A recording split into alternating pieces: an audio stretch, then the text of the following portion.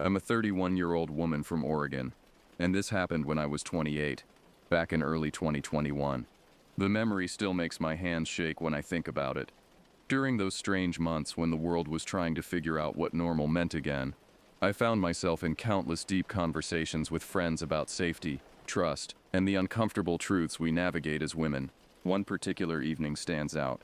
My friend Madison and I were sharing a bottle of wine at her apartment discussing personal safety and the complexities of trust. The conversation had started innocently enough: workplace dynamics, dating stories, the usual topics that come up when two women in their late 20s decompress after a long week. But it evolved into something deeper. "Look, I'm not saying every man is dangerous," Madison said, swirling her glass thoughtfully. "But the problem is, you can't tell which ones are just by looking at them. The nicest seeming guy could be the one who follows you home." I pushed back against this. "That's such a dark way to live, though. You can't go through life treating half the population like potential threats. I prefer to trust my instincts, read the situation, look for actual warning signs." Madison leaned forward, her expression serious. "But here's the thing. It only takes one wrong judgment call. One moment where you ignore your gut because you don't want to seem rude or paranoid." "I get that," I replied. "But I refuse to live in fear. I carry pepper spray. I stay aware of my surroundings. But I'm not going to assume the worst about every man I encounter. The guy at the coffee shop making small talk isn't automatically a threat. The jogger passing me on the trail isn't necessarily following me." We went back and forth for hours, neither of us budging from our positions. Madison believed in universal caution. I believed in situational awareness. Looking back now, I realize we were both right in our own ways. But Madison said something that night that would echo in my mind months later. "It's not all men, but one is enough to change your life forever." I had absolutely no idea how prophetic those words would prove to be. 3 months after that conversation with Madison, in late April, I finally couldn't stand being cooped up anymore. Oregon's wilderness had been calling to me throughout the entire lockdown period, and I'd reached my breaking point. I was working on a freelance photography project, a collection documenting the changing seasons on Mount Hood, and I desperately needed fresh shots for my portfolio. The morning I decided to go was perfect. Clear skies, temperature hovering around 65 degrees, and most importantly, a weekday when the trails would be less crowded. I'd been monitoring the weather for weeks, waiting for exactly these conditions. My camera bag was already packed, batteries charged, memory cards cleared. I'd even prepared sandwiches the night before, determined to make the most of this outdoor escape. I chose Government Camp as my starting point, a small community on the south slope of Mount Hood that I'd visited dozens of times before. The familiarity was comforting. I knew these trails like the back of my hand. The drive from Portland took just over an hour, winding through increasingly dense forest as I climbed in elevation. I remember singing along to the radio, windows down, feeling that intoxicating sense of freedom that only comes from escaping civilization for a while. The parking lot at Golden Poles was nearly empty when I arrived around 10 in the morning. Just a couple of other vehicles, probably belonging to the few hardy souls who, like me, couldn't resist the mountain's call any longer. I spent a few minutes in my car, double-checking my equipment, applying sunscreen, and sending a quick text to Madison letting her know where I was hiking, a safety habit she'd drilled into me over years of friendship. The trail I chose was one of my favorites, a moderate 6-mile loop that would take me up through dense forest before opening onto alpine meadows with spectacular views of the mountain's south face. In late April, patches of snow still lingered in shaded areas, creating a patchwork landscape that was perfect for photography. I'd hiked this route at least 20 times over the years in every season, and it never failed to inspire me. The first hour of hiking was pure bliss. The trail wound steadily upward through towering Douglas firs and mountain hemlocks, their branches creating a natural cathedral overhead. Patches of trillium and avalanche lilies were just beginning to bloom in the understory, adding splashes of white against the dark earth. I stopped frequently to photograph details: the texture of bark, the play of light through the canopy, a small waterfall cascading over moss-covered rocks. As I climbed higher, the trees began to thin, and views of the surrounding peaks emerged. Mount Jefferson rose in the distance to the south, while Mount Hood's glaciated summit loomed above me to the north. The photography conditions were ideal, dramatic clouds creating interesting shadows across the landscape, perfect lighting that photographers call the golden hour despite it being midday. I reached my target elevation around noon, just where the ski runs begin their descent toward government camp. This area offers some of the best vantage points for photographing Mount Hood's south face, with the mountain's volcanic cone rising dramatically against the sky. I spent nearly an hour here, working with different compositions, switching between lenses, waiting for clouds to create the perfect dramatic backdrop. The satisfaction of capturing exactly the shots I'd envisioned was immense. After months of staring at the same four walls of virtual meetings and digital interactions, there was something profoundly grounding about standing alone on a mountainside, creating art from the raw beauty of nature. I ate my lunch perched on a fallen log, reviewing the morning's photos on my camera's LCD screen, already planning how I'd edit them later. It was around 1:30 when I began my descent. The afternoon light was different, softer, more diffused, creating new photographic opportunities. I moved more slowly now, both from physical tiredness and from a desire to savor every moment of this outdoor freedom. The trail back down was steeper in places, requiring careful foot placement on loose scree and exposed roots. About halfway down, perhaps 2 miles from the parking lot, I reached a familiar junction where a smaller trail branched off to the left. This secondary path led to a series of small waterfalls, beautiful, but adding an extra mile to the hike. I'd taken it many times before, but today I was starting to feel the effects of months of reduced activity. I decided to stick to the main trail. That's when I saw him. He was standing right at the junction of the two trails, and immediately something felt off. In all my years of hiking, you develop a sense for who belongs on a mountain and who doesn't. Hikers have a certain look, proper footwear, layers of clothing, some kind of pack for water and supplies. This guy had none of that. He appeared to be in his early 20s, maybe 23 or 24, with shoulder-length brown hair that looked like it hadn't seen a comb in days. He wore a plain gray t-shirt, not athletic wear, just a regular cotton shirt, baggy khaki shorts that reached past his knees, and what looked like canvas sneakers.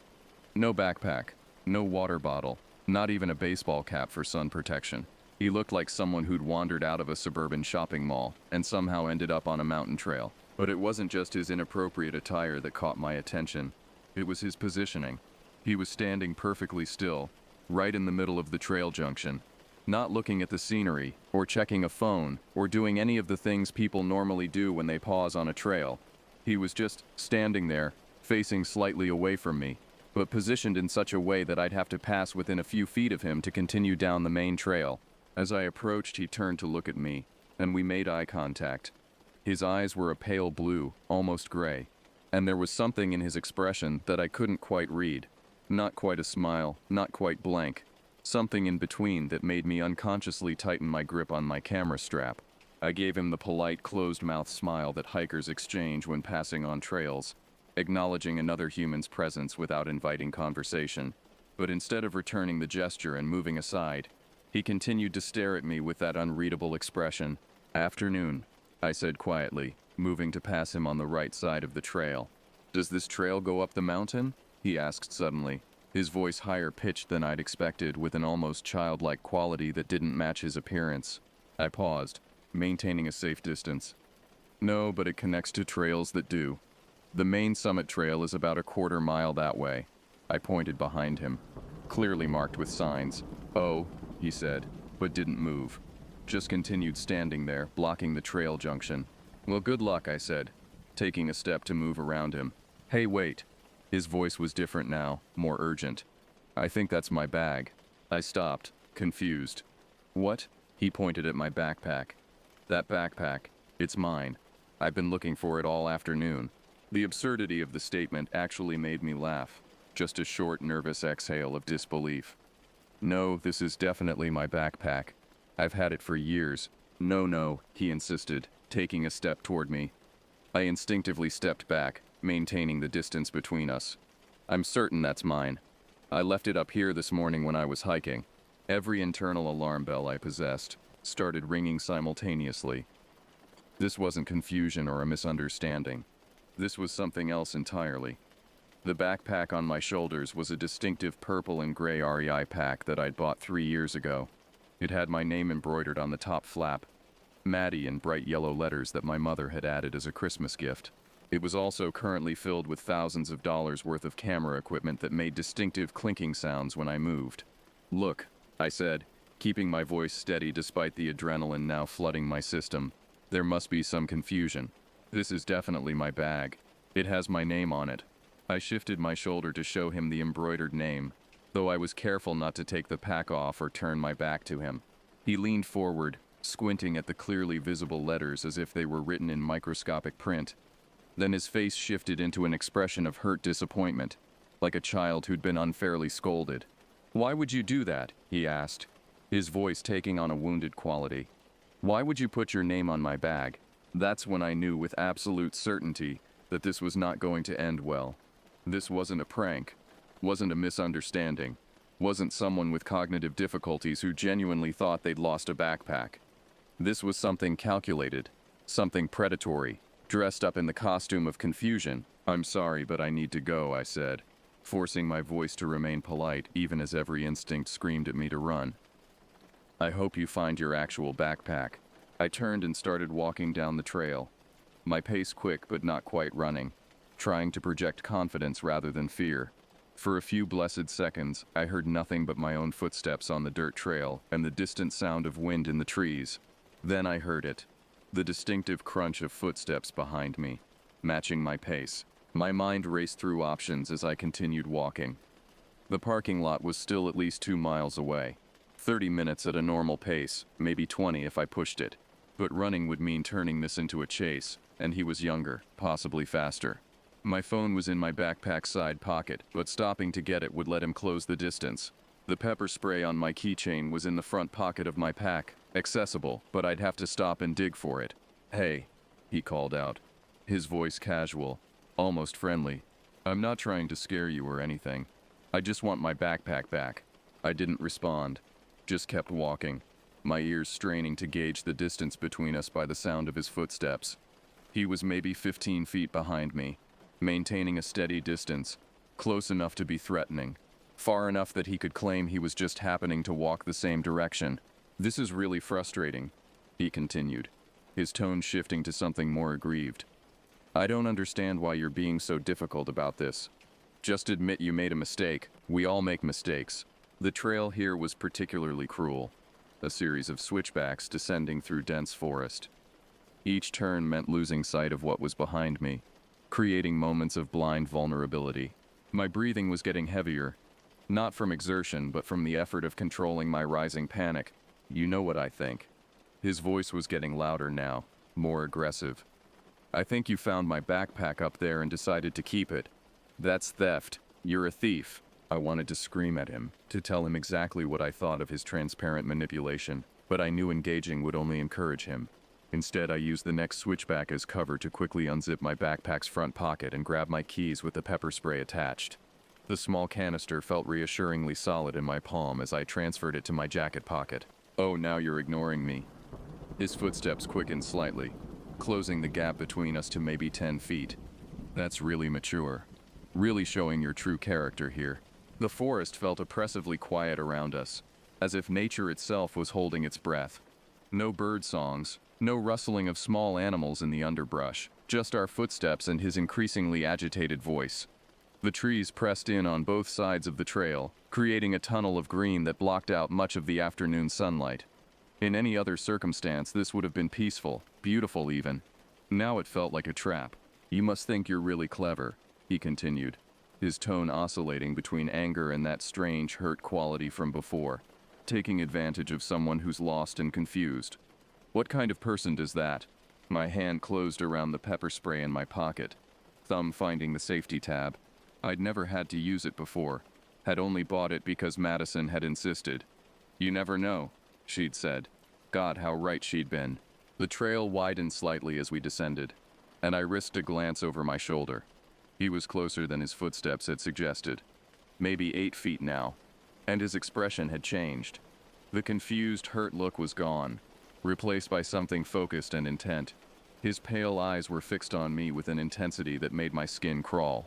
"Stop following me," I said, my voice coming out stronger than I felt. "This is harassment." "Following you?" He laughed, but there was no humor in it. "This is a public trail. I have every right to walk here.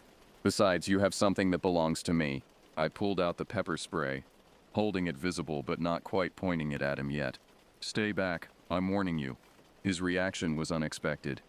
He actually looked excited, like I just made the game more interesting. "Oh wow, now you're threatening me, after stealing my property? This just keeps getting better." "I'm calling 911, I said, reaching for my phone with my free hand while keeping the pepper spray pointed in his general direction. "Go ahead," he said, spreading his arms wide. "Call them. Tell them you stole my backpack and now you're threatening me with a weapon. See how that goes for you." The sick feeling in my stomach intensified. He'd thought this through. If I called the police now, it would be my word against his, and he seemed confident in his ability to play the victim. But I pulled out my phone anyway, hoping the sight of it might deter him. That's when he started getting truly nasty. "You know what your problem is?" he said, his voice dropping to something more menacing. "You think you're so much better than everyone else. Walking around with your expensive equipment, your fancy hiking gear, thinking you own these mountains." I was dialing 911, walking backward now to keep him in sight, when he continued. "Women like you are all the same. You take what you want, then cry victim when someone calls you on it. You probably do this all the time. Find lost gear and claim it as your own." The phone was ringing, but cell service was spotty this far up the mountain. The call dropped. I tried again, still walking backward, stumbling slightly on the uneven trail. "Careful," he said with mock concern. "Wouldn't want you to hurt yourself." "Then how would you carry my backpack?" The second call connected just as I saw them. 2 hikers coming up the trail toward us, maybe 100 yards away. Relief flooded through me so intensely I almost sobbed. But before I could call out to them, he started shouting, "Help! Please help me!" His whole demeanor changed instantly, his voice taking on a desperate, panicked quality. "My sister's having a mental health crisis. She's off her medication and she's threatening to hurt herself. Please, I need help restraining her before she does something terrible." The calculated cruelty of it took my breath away. He transformed himself into the concerned brother, the worried family member, while painting me as unstable and dangerous. The 2 hikers, a middle-aged couple from what I could see, had stopped, clearly unsure what they were walking into. "That's not true," I shouted, the 911 operator's voice tiny in my ear asking about my emergency. "I don't know this man.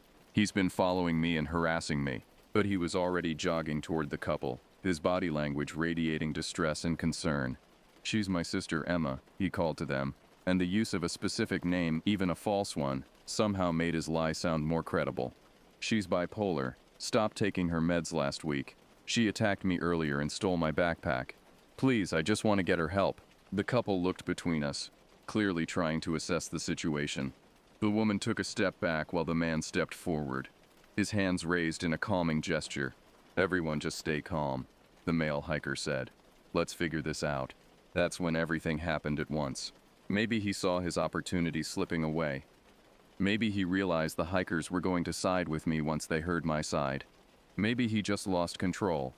But suddenly he was sprinting toward me, his face contorted with rage, his hands reaching for my backpack. Time seemed to slow down. I saw him coming, saw the hikers' expressions change from confusion to alarm, heard the 911 operator's voice asking repeatedly what was happening. My thumb pushed down on the pepper spray's trigger just as he reached me, catching him full in the face from less than 3 feet away. His momentum carried him into me anyway, sending us both tumbling to the ground. But the pepper spray had done its job. He was screaming, clawing at his eyes, rolling away from me in agony. I scrambled backward, my elbow scraped and bleeding, my backpack twisted sideways but still secure. "Get it off!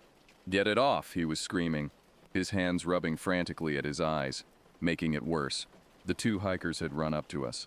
The man positioned himself between me and my attacker while the woman helped me to my feet. "Are you okay?" she asked, her arm around my shoulders. "I don't know him," I gasped out, my whole body shaking. "He's been following me, claiming my backpack is his. He's lying about everything." The man who'd intercepted looked back at us. "We believe you. His story didn't make sense. No one chases their mentally ill sister up a mountain in sneakers and shorts." The 911 operator was still on the line, and I managed to give her our approximate location, explaining that I'd been attacked on the trail and had defended myself with pepper spray. The couple, Tom and Sandra, they later introduced themselves, stayed with me while we waited for help to arrive. The man who'd attacked me had managed to crawl off the trail and was sitting against a tree, still moaning and rubbing his eyes, occasionally shouting obscenities at all of us. "You're going to pay for this," he yelled at one point, his voice hoarse. "All of you. This is assault. I'll sue every one of you." Tom actually laughed at that. "Son, we saw you charge at this young woman. That's self-defense, clear as day." It took almost 40 minutes for the Forest Service Rangers to arrive, followed by county sheriff's deputies. By then, my attacker had calmed down somewhat, though his eyes were still red and streaming. When the deputies approached him, his entire demeanor changed again. Suddenly, he was polite, confused, claiming there had been a terrible misunderstanding. "I thought she had found my backpack," he told them, his voice reasonable and calm. "I'd lost it on the trail earlier, and hers looked exactly like mine. When I tried to clarify the situation, she just attacked me with pepper spray for no reason." But his story fell apart quickly. He couldn't describe what was supposedly in his lost backpack. He couldn't explain why he was on the trail with no gear whatsoever. He couldn't account for why Tom and Sandra had seen him running at me. And when they asked for his identification, he claimed he'd left his wallet in his car, but couldn't remember where he'd parked or what kind of car he drove. The deputies took statements from all of us. Tom and Sandra confirmed they'd seen him charge at me, that I'd only used the pepper spray in self-defense. The 911 recording captured his shouts about me being his mentally ill sister, directly contradicting his new story. As they led him away in handcuffs, he turned back to look at me one last time. The expression on his face was neither angry nor confused. It was disappointed, like a predator who'd lost his prey. I later learned from the detective assigned to the case that he'd given them a false name initially. His real name was Brandon Sawyer, 22 years old, with a history of harassment and assault charges in 2 other states. He'd been camping illegally in the government camp area for weeks, and I wasn't his first target. 2 other women had reported similar encounters but hadn't wanted to press charges. The detective told me something that still haunts me. They found rope and zip ties in his tent, along with a journal containing detailed fantasies about abducting women hikers. He'd been escalating, getting bolder with each encounter.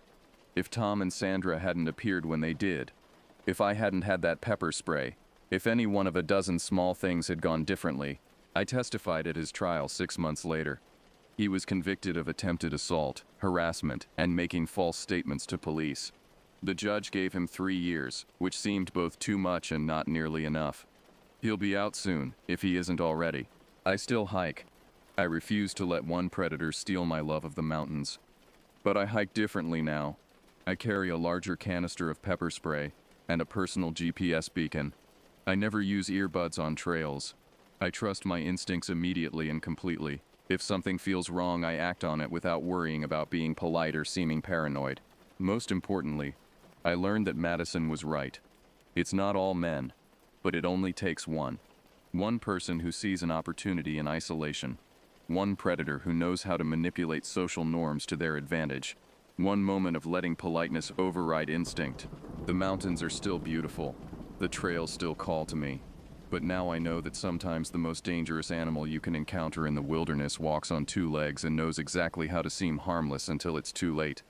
That knowledge hasn't made me fearful. It's made me prepared. And there's a profound difference between the two. I think about Brandon Sawyer sometimes.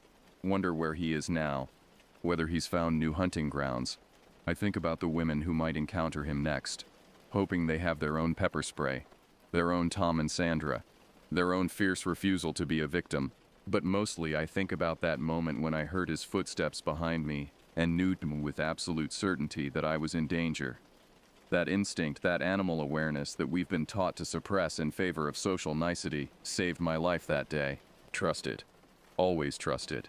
Because it's not all men, but one is enough.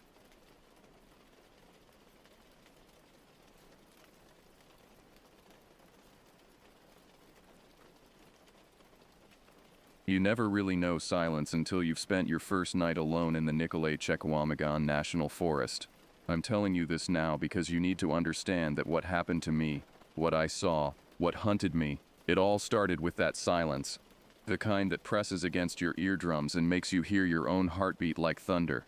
My name doesn't matter much anymore, but the story does. This happened during my transfer from the relatively tame parks of Montana to northern Wisconsin in the fall of 2023. I'd been a ranger for 8 years by then, mostly dealing with lost hikers, illegal campers, and the occasional black bear getting too comfortable with human food. I thought I'd seen everything the wilderness could throw at me. I was wrong. The district supervisor, a weathered man named Thomas Griffith, met me at the ranger station on my first day. The building sat at the end of a gravel road, surrounded by towering pines that seemed to swallow the autumn sunlight. Thomas was in his late 50s, with deep lines around his eyes that spoke of too many years squinting at horizons.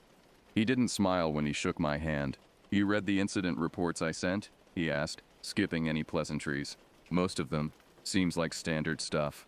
Some poaching complaints, a few missing persons cases that resolved themselves." Thomas studied me for a long moment. "The ones that resolved themselves. You notice how many of those people refused to talk about what happened to them out there?" I had noticed, actually. 3 hikers in the past 2 years had been found wandering the forest roads, dehydrated and scratched up, but none would give a clear statement about what happened. The reports listed exposure and disorientation as the cause. "People get scared when they're lost," I offered. "Sometimes they don't want to admit how panicked they were. Maybe?"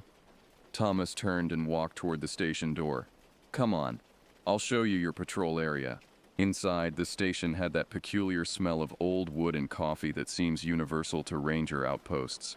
A large topographical map covered one wall, marked with pins and notations. Thomas pointed to a section of dense forest north of Highway 8. "This is your primary zone. About 60 square miles. There's a few trails, but most of it is backcountry. We've had more activity up here than anywhere else in the district." Activity? He pulled out a file folder, thick with papers. "Unusual reports. Started about 3 years ago, got more frequent last winter. Campers hearing things, seeing things." He handed me the folder. "Look, I know how this sounds. I've been doing this job for 30 years. I'm not some superstitious old man, but something's happening in these woods." I opened the folder. The first report was from a camper named Dylan Torres, dated March 2022. His statement described hearing a screaming sound that wasn't quite human, but not quite animal either, coming from the tree line around 2 in the morning. He packed up his camp and left at first light. The next report, from May 2022, came from 2 brothers, Ezra and Carter Vaughn. They'd been hiking the Ice Age Trail when they found tracks, large, barefoot, human-like prints that measured nearly 18 inches long. They took photos. I examined the grainy images clipped to the report. The prints showed 5 distinct toes, pressed deep into the mud near a creek bed. "Bigfoot hunters have been coming here for decades," I said. "These could be hoaxes." Keep reading. The reports got stranger. A group of college students led by someone named Gabriel Chen reported seeing a large figure walking upright between trees that they estimated at 7 to 8 feet tall. A hunter named Isaac Morrison claimed something followed him for 2 hours through the forest, always staying just out of sight but breaking branches and making huffing sounds. He never went back. Then I reached the reports from winter 2023, and my skepticism started to crack. Jaden Cooper, an experienced woodsman with 20 years of hunting in these forests, had called 911 from his tree stand in January. The dispatch recording was transcribed in the file. His voice shook as he described something circling his position. Something that looked like it was starving with skin stretched over bones, but it moved wrong too fast. He'd stayed in that tree stand for 6 hours until the state police pulled him out. When they searched the area, they found tracks. Not bear tracks, not wolf tracks. Something else. "What did they find?" I asked Thomas. "Tracks that shouldn't exist." Animal control came out. Brought a wildlife biologist. No one could identify them. The closest match was canine, but the stride length was wrong, too long, and the pattern suggested something that moved on 2 legs and 4 legs interchangeably. A chill ran down my spine that had nothing to do with the temperature. "There's one more thing you need to see," Thomas said. He led me to a back room where evidence from various incidents was stored. He unlocked a cabinet and pulled out a plastic bag containing what looked like tufts of fur. "Found this caught on a barbed wire fence near where Jaden Cooper made his call. We sent it to the state lab, and the DNA came back as canine, specifically wolf, but wolves don't grow this long." He held up the bag. The fur inside was at least 4 inches long, coarse and dark brown with gray tips. And wolves don't stand 7 feet tall on their hind legs. I took the bag, examining the fur in the fluorescent light. It looked real enough, but there had to be an explanation. Maybe a wolf-dog hybrid? Some illegal breeding operation in the woods? That's what I want to believe, Thomas said quietly. But I've been out there at night. I've heard the sounds. And I'm telling you, whatever's in those woods, it's not something that should exist. He assigned me to night patrols, starting that very evening. The logic made sense. Most of the incidents occurred between dusk and dawn. I'd be driving the logging roads, checking campsites, watching for poachers and whatever else might be lurking in the darkness. I spent the afternoon familiarizing myself with my patrol area, driving the maze of forest roads in daylight. The woods here were different from Montana, denser. The trees grew closer together, their branches interlocking overhead to create tunnels of vegetation. Even in October, with many leaves fallen, the forest felt claustrophobic. Cell service was non-existent in most of the patrol area.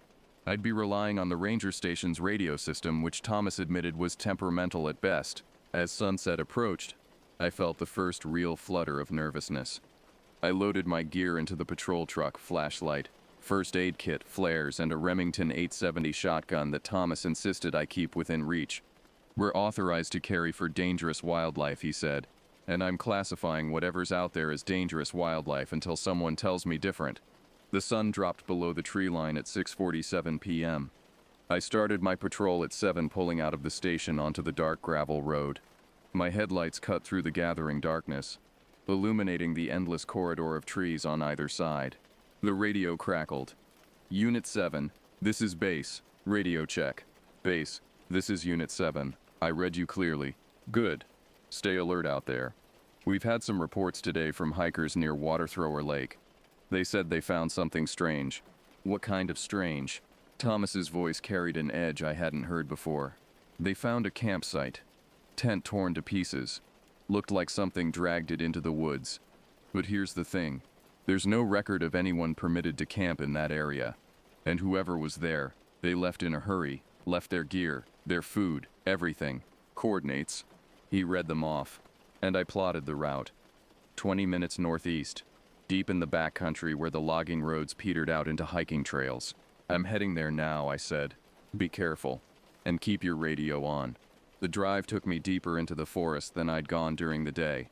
The road narrowed, branches scraping against the truck's sides. I passed a few turnoffs, each one leading further into darkness. The temperature had dropped, and I could see my breath fogging in the truck's cab despite the heater running. I found the trail marker Thomas had described, a weathered wooden post that pointed toward Water Thrower Lake. The trail was too narrow for the truck, so I parked and grabbed my gear. The shotgun felt heavy and reassuring on its strap across my shoulder. My flashlight beam swept across the trailhead as I started walking. The forest at night is never truly quiet. There are always sounds, the whisper of wind through branches, the rustle of small animals in the underbrush, the distant call of owls. But as I moved deeper into the woods, those sounds seemed to fade. Within 10 minutes of walking, I realized I couldn't hear anything at all except my own footsteps on the packed earth trail. That unnatural silence I mentioned at the beginning. It had found me. I keyed my radio. Base, Unit 7. I'm about half a mile in on the Water Thrower Trail. You copy? Static answered me. I tried again, but got nothing but interference. The campsite came into view around a bend in the trail. My flashlight found it. A clearing about 30 feet across, and in the center the shredded remains of a tent. Even from a distance I could see that whatever had destroyed it had done so with tremendous force. The fabric hung in strips from the tent poles and the ground was torn up, scattered with camping supplies. I approached slowly, my finger near the shotgun's trigger guard. The destruction was even worse up close. The tent hadn't just been torn, it had been savaged. Long gashes cut through the nylon material, some of them 4 or 5 parallel marks that looked like claw strikes. A sleeping bag had been pulled from the tent and ripped open, fillings scattered across the clearing like snow. And then I saw the tracks. They started at the edge of the clearing, coming from the north. Large canine-like prints pressed deep into the soft earth. But these weren't dog tracks, and they weren't wolf tracks. They were bigger than my outstretched hand, showing 4 toe pads and what looked like claw marks extending 2 inches past each toe. The stride length between prints was enormous, at least 5 feet. But here's what made my blood run cold. Every fourth or fifth print was different. Instead of the four-toed canine print, there would be one that looked almost human. A narrow, elongated footprint with 5 distinct toes, but larger than any human foot should be. It was as if whatever made these tracks had been switching between walking on 4 legs and 2 legs. I followed the track line with my flashlight. They circled the campsite 3 times before leading to the tent. Then, after the destruction, they led away to the south, deeper into the forest. Something crunched under my boot. I looked down and felt my stomach turn.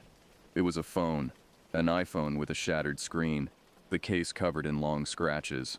I picked it up carefully, my hand shaking slightly. The screen was dead, but when I turned it over, I could see a sticker on the back, a university logo. A branch snapped somewhere in the darkness beyond my flashlight's reach. I froze, sweeping the beam toward the sound. Nothing. Just trees and undergrowth, the shadows thick and impenetrable. Another snap, closer this time. To my left, I unslung the shotgun, keeping the flashlight trained on the tree line. My heart hammered against my ribs. "This is the Park Service," I called out, my voice sounding thin and hollow in the dead air. "Identify yourself." Silence. Then, from perhaps 20 yards away, came a sound I'd never heard before, and hoped never to hear again. It started as a low huffing, like a large dog panting, but it rose in pitch until it became a whining sound that made my teeth ache. The whine broke into a series of sharp yips and barks, but underneath them, I could swear I heard something else, a sound that was almost like laughter. The hair on the back of my neck stood up. Every instinct screamed at me to run, but I forced myself to stay still. The shotgun raised. "I am armed," I shouted, and I hated how my voice cracked. "Show yourself or leave the area." The barking stopped. In the sudden silence, I heard something moving through the underbrush, circling around my position. I spun, trying to keep my light on the movement, but whatever it was stayed just beyond the reach of the beam. I caught glimpses. A shape, too large to be a wolf, moving between trees with unsettling fluidity. Then, for just a second, my light caught it full on. I saw a shape that my brain couldn't immediately process. It was tall, at least 6 feet at the shoulder, covered in dark fur. The body was canine like a wolf, but massively oversized and wrong in its proportions. The front legs were too long, almost like arms, and as I watched in frozen horror, it rose up onto its hind legs, standing fully upright like a man. The head was the worst part. It was wolf-like with a long snout and pointed ears, but the eyes caught the flashlight and reflected back with an intelligence that no animal should have. And it was looking directly at me. We stared at each other for what felt like an eternity but was probably only 2 or 3 seconds. Then it dropped back to 4 legs and bounded away, moving with impossible speed through the dense forest. I could hear it crashing through the undergrowth, the sound fading rapidly into the distance. I stood there, the shotgun still raised, for a full minute after it had gone. My hands were shaking so badly I nearly dropped the flashlight. When I finally lowered the gun, I realized I was breathing in short, rapid gasps. I'd just seen something that shouldn't exist. Something the old stories called by different names. The dogman, the beast of Bray Road, the Michigan dogman. Legends I'd always dismissed as misidentified bears or hoaxes, but I'd just seen it with my own eyes. I grabbed the phone from the ground and ran back toward my truck, no longer caring about procedure or investigating the campsite.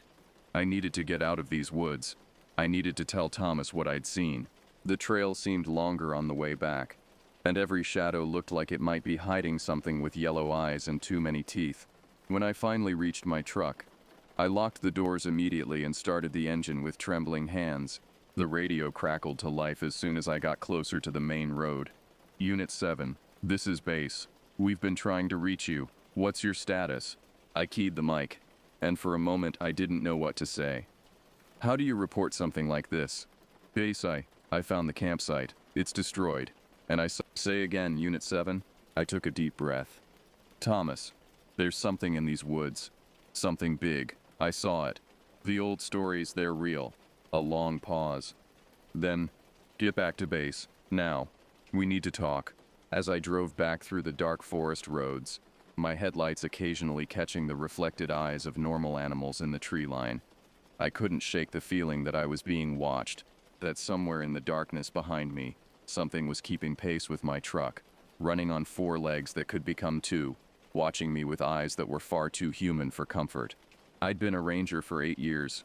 I'd spent countless nights in the wilderness. But that night, my first night in the Nicolet-Chequamegon National Forest, taught me that I didn't know these woods at all, and the woods knew things about fear that I was only beginning to understand. I didn't sleep that night. After my return to the ranger station, Thomas and I sat in his office until 3 a.m., going through every report, every incident, every scrap of evidence collected over the past 3 years. The phone I'd recovered from the campsite sat on the desk between us, accusatory in its silence. In 1936, Thomas said, pulling out a yellowed newspaper clipping from his files, a logger named Luca Brennan reported seeing a wolf that walked like a man about 40 miles northwest of here. The local paper ran a story, treated it like a joke. Brennan quit his job the next week and moved to Minnesota. Never came back. He spread more documents across the desk. Historical records, folklore collections, newspaper archives.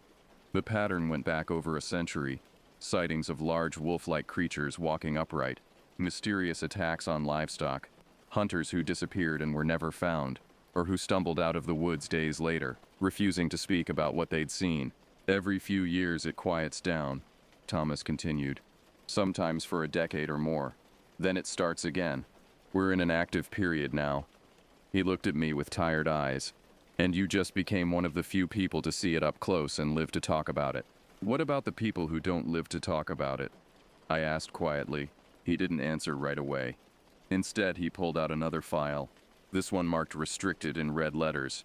These are the cases that don't get solved. Missing hikers whose bodies are never found. Hunters who vanish without a trace. He opened it, revealing a stack of missing person reports. 17 people in the last 5 years in this forest alone. The official explanation is always the same. Lost in the wilderness. Probably fell into ravines or ravines. Exposure. Animal scavenging preventing recovery of remains. But you don't believe that. No. Because every single one of them disappeared at night. And most of them were experienced outdoorsmen who knew better than to go wandering after dark. I picked up one of the reports at random. Anthony Zhao, age 32. Experienced backcountry camper. Last seen on a solo trip in October 2021. His tent was found intact. His supplies undisturbed, but Anthony himself had vanished. No tracks leading away, no signs of struggle. We need to close this section of forest, I said. Put out warnings. This thing is hunting people. Thomas shook his head. I've tried. Every time we have an incident, I file reports with the regional office. They send someone to investigate.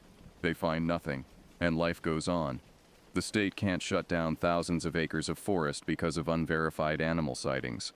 The economic impact alone would be massive. Logging operations, hunting permits, tourism. Without a body, without clear evidence of a threat, they won't act. I saw it, Thomas. I looked it in the eyes. I believe you. But your eyewitness account of something that officially doesn't exist isn't enough for the State Wildlife Board. He leaned back in his chair. So we do what we can. We patrol more frequently. We try to keep people out of the high-risk areas. And we hope that we can prevent another disappearance. The next morning I drove to the nearest town, a small community called Cassidy Ridge, about 20 miles south of the forest. The local sheriff, a man named Elias Parker, had worked with the Forest Service for years. Thomas thought he might have information that wasn't in the official reports. Sheriff Parker met me at a diner on Main Street. He was in his 50s, with graying hair and the solid build of someone who spent more time outdoors than behind a desk. We ordered coffee and found a booth in the back, away from the early breakfast crowd. Thomas called me, Parker said after we'd settled in. Said you had a close encounter last night. I told him everything, the destroyed campsite, the tracks, the creature I'd seen. He listened without interrupting, his expression neutral. When I finished, he was quiet for a moment, stirring his coffee. My grandfather was a ranger in these woods back in the 60s, he finally said. He told me stories when I was a kid. Stories I thought were just tall tales meant to scare children. Stories about the dogman. What did he tell you? That it's old. Older than the towns. Older than the logging operations. Maybe older than the native tribes who first lived here. That it's territorial. And when people push too far into its territory, it pushes back. Parker looked up at me. He said it's intelligent. That's the scariest part. It doesn't just react on instinct like a normal predator. It thinks. It plans. It hunts. A chill ran through me, remembering those two intelligent eyes in my flashlight beam. There's something else, Parker continued. The attacks, they're not random. Look at when they happen. Late fall, winter, early spring. When food is scarce. Like it gets desperate when natural prey becomes hard to find. So it turns to humans. Or it's always hunted humans. And we just notice more when it gets aggressive. He pulled out a small notebook, flipped through pages. I've kept my own records, cross-referencing every incident I could find going back to the 1950s. There's a pattern. Every sighting, every attack, every disappearance, they all happen in roughly the same area, about 30 square miles of the deepest forest. He showed me his map. Red dots marked incident locations, and they formed a rough circle in the heart of the forest, right in the center of my patrol area. That's its territory, I said. That's what I think. And here's the concerning part. He pointed to the outer edge of the circle. The incidents used to be contained to this core area, but over the last 2 years they've been spreading, moving outward, like it's expanding its territory, or like its population is growing, I thought, but didn't say. We spent another hour going over Parker's research. He documented dozens of incidents that never made it into official reports. Farmers who'd lost livestock to something that could tear through chain-link fences. Hunters who'd heard the distinctive howl scream in the night and left their camps immediately. Truck drivers on the forest highways who'd seen large shapes crossing the road on 2 legs. You want my advice? Parker said, as we prepared to leave. Don't patrol alone at night. I know that's not always possible, but when you can, bring another ranger. And trust your instincts. If something feels wrong, get out. Don't try to be a hero. As I drove back toward the forest, I called Thomas on the radio. I need to talk to some of the witnesses, the ones who survived encounters. Most of them won't talk. I've tried. There's got to be someone who will tell me what they experienced. Thomas was silent for a moment. There's one. Guy named Jaden Cooper. The hunter who called from his tree stand last winter. He still lives up here. About 10 miles west of the station. I can give you his address, but I can't promise he'll talk to you. He's pretty shaken up still. Jaden Cooper lived in a small cabin set back from the main road, surrounded by pine trees. His property had a different feel from the deep forest, more open, with cleared sight lines in every direction. I noticed security lights mounted on poles around the cabin, and what looked like game cameras positioned to cover all the approaches. This was a man who no longer felt safe. He answered the door on the 3rd knock, a hunting rifle visible in his hand held low. He was younger than I expected, maybe late 20s, with dark circles under his eyes that spoke of too many sleepless nights. Ranger? He asked. Yes, sir. I'm the new ranger assigned to the Northern Patrol area. I was hoping I could ask you some questions about your experience last winter. His jaw tightened. I gave my statement to the police, to Thomas, to anyone who asked. I'm done talking about it. I understand, but I saw it last night. The same thing you saw. That got his attention. His grip on the rifle relaxed slightly, and I saw his expression shift from defensive to something closer to relief. The relief of knowing someone else had witnessed what he had. You actually saw it? He asked, close enough to look it in the eyes. He studied my face, perhaps looking for signs that I was mocking him or doubting his story. Whatever he saw there must have satisfied him, because he stepped back and opened the door wider. Come in. Inside. The cabin was neat but lived in. A wood stove provided heat, and the walls were decorated with hunting trophies. Deer, turkey, a black bear. But I noticed that all the windows had heavy curtains, and there were deadbolts on both the front and back doors. Jaden poured us both coffee, and we sat at his kitchen table. He stared into his cup for a long moment before speaking. I've been hunting these woods my whole life, he said. 20 years. I know every trail, every creek, every ridge. I know how animals move, how they sound, how they smell. That thing. He stopped, collecting himself. That thing isn't an animal. Not any animal that should exist. Tell me what happened. He took a breath. January 14th. I had a tree stand set up on the northern edge of the forest, watching a game trail. Good spot. I'd taken deer there before. I climbed up around 3 p.m., planning to wait until dusk. The woods were quiet that day. Too quiet, but I didn't think much of it at first. When did you first notice something was wrong? Around 5:30, just as it started getting dark. I heard something moving through the underbrush, heavy footfalls, breaking branches. At first I thought it was a bear, maybe looking for a den site, but bears don't move in straight lines like that. This thing was walking with purpose, like it knew exactly where it was going. Did you see it? Not at first. It stayed in the thick brush, just out of sight, but I could hear it circling my position, around and around, getting closer each time. That's when I realized it wasn't hunting deer. It was hunting me.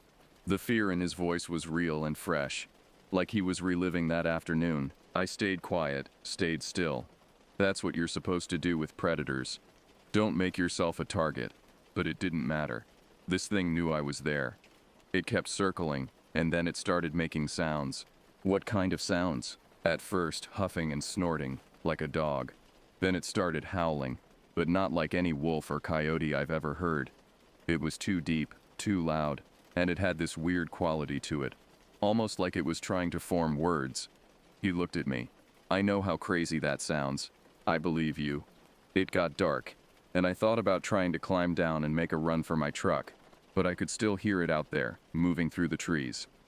Then, around 7 o'clock, it came into a clearing about 30 yards from my stand, and I saw it. His hand shook slightly as he raised his coffee cup. It was huge. 7, maybe 8 feet tall when it stood up, covered in dark brown fur, almost black in the twilight.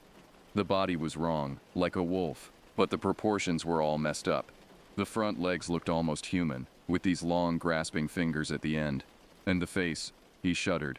The face looked starved, skin pulled tight over the skull, ribs showing through the fur. But the eyes were alert, intelligent. It looked at my tree stand like it was trying to figure out how to get up to me. How long did it stay? Hours. It circled the tree, scratched at the trunk.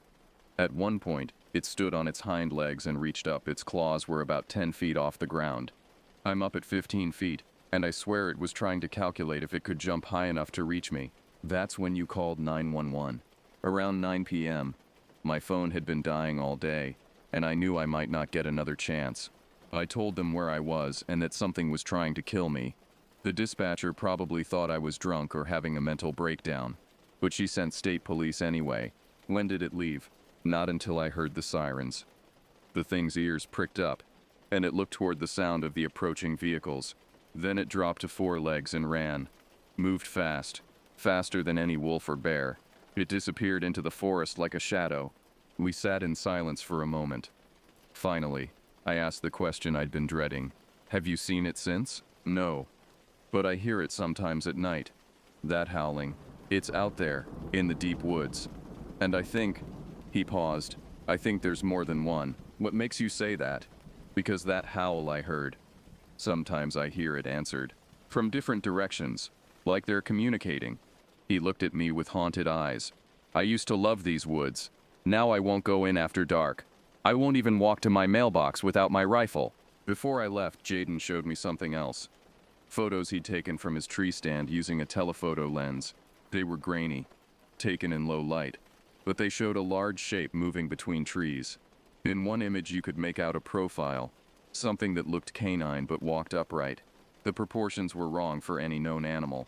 I shared these online once, he said. Posted them to a cryptozoology forum. Half the people said they were fake.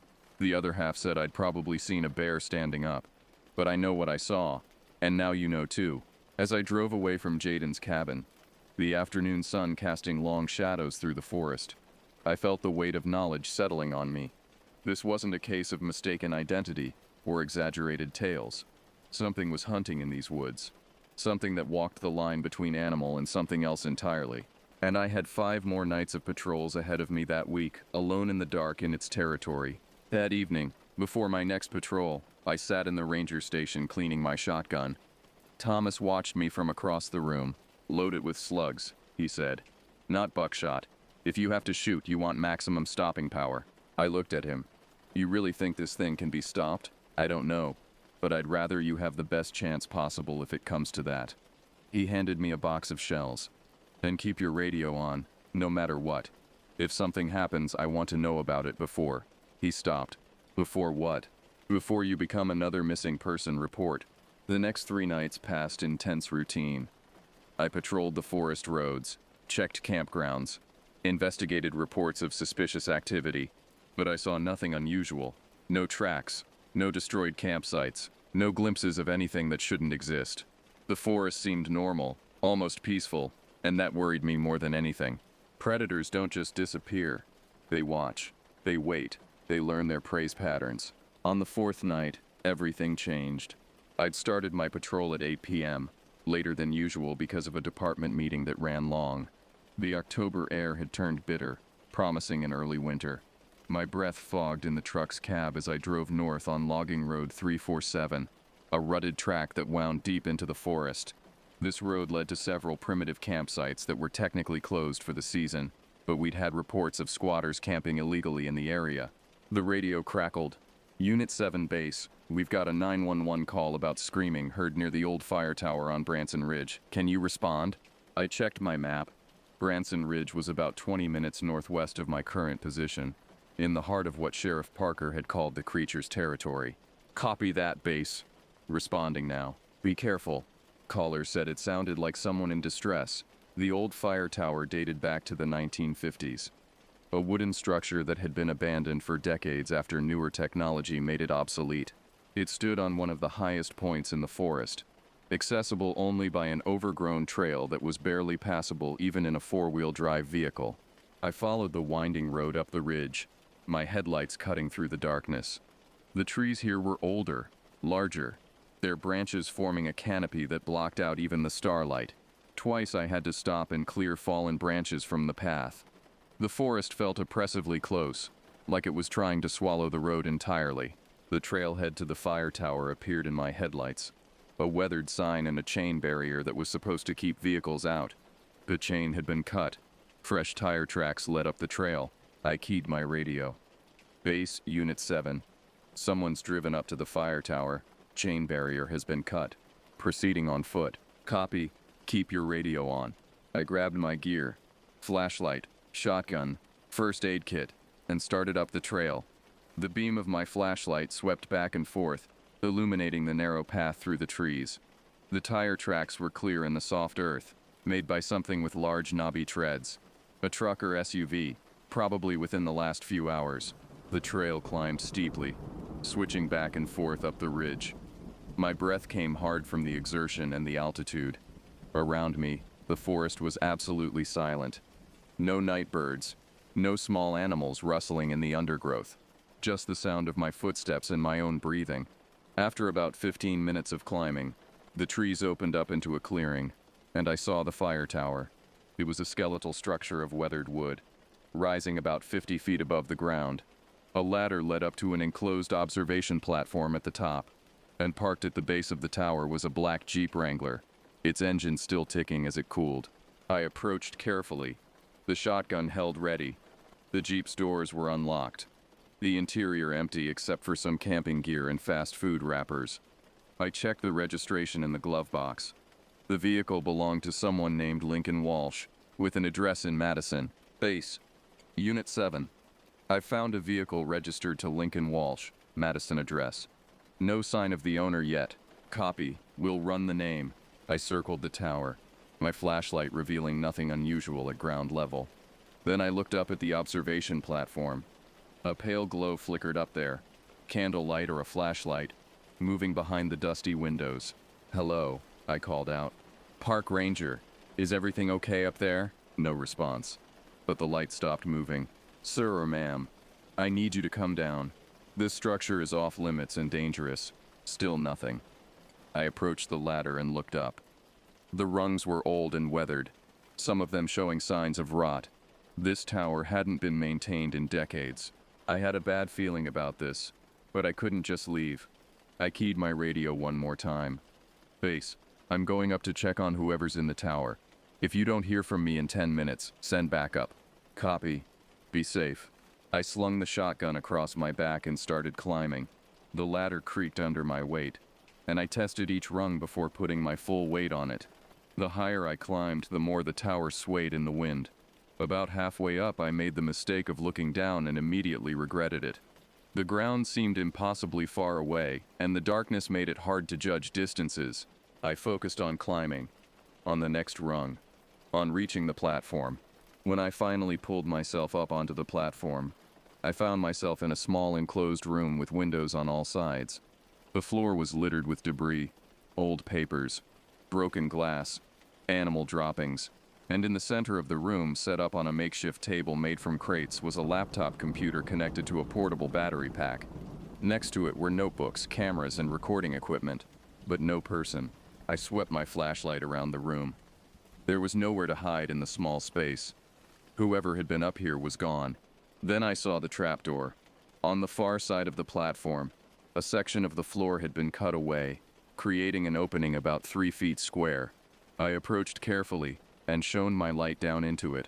The opening led to the interior of the tower structure, a hollow space between the outer walls and the support beams, and descending down through that space was a rope, disappearing into darkness below.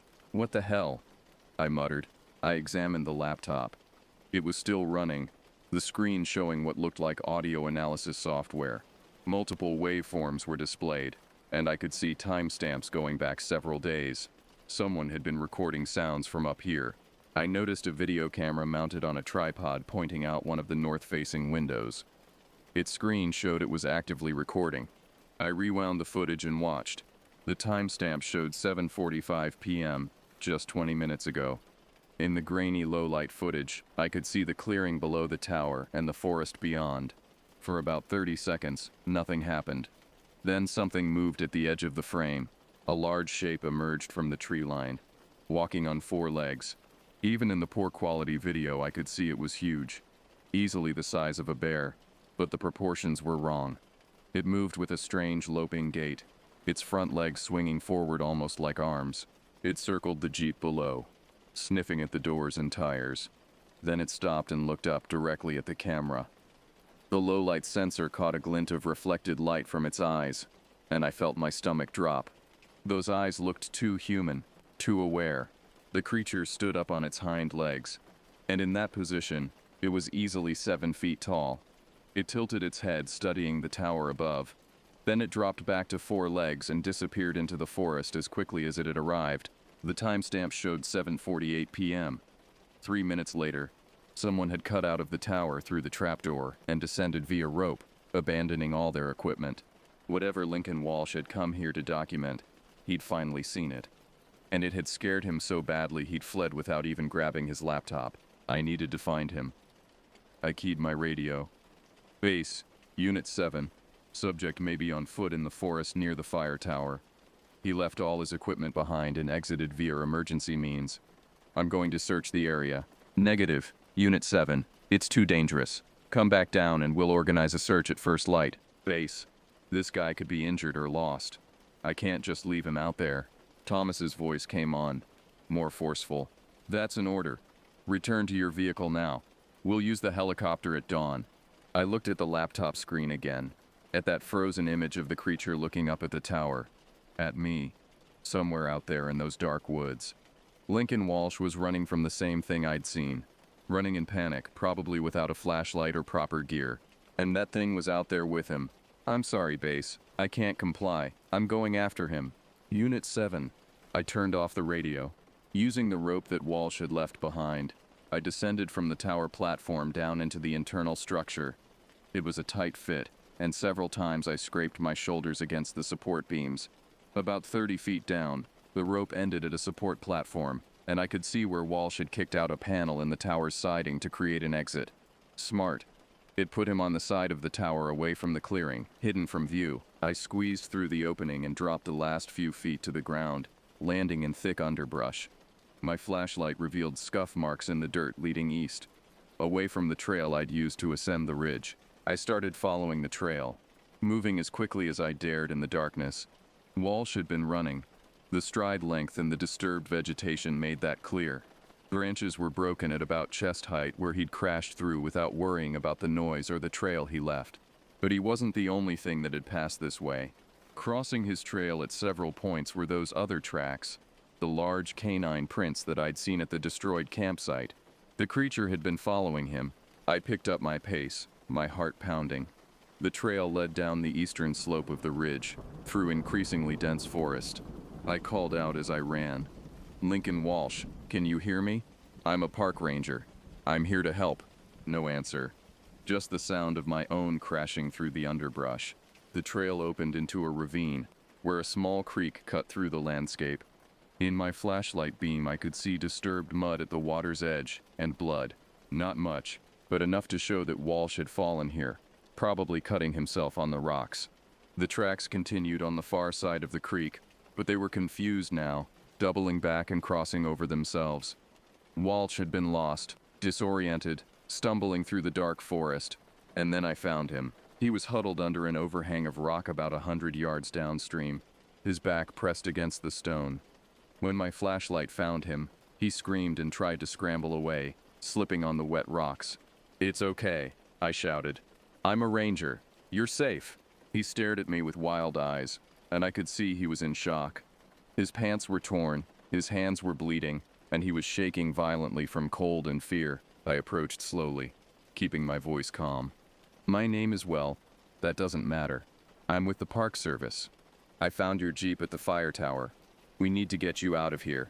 It's out there," he whispered. "It knows I saw it. It's been following me." "I know. I saw your footage. But we're going to get back to my truck and then you'll be safe. Can you walk?" He nodded shakily, and I helped him to his feet. He was in his early 30s, wearing what had probably been expensive outdoor gear before his panicked run through the forest had shredded it. He leaned heavily on me as we started back up the ravine.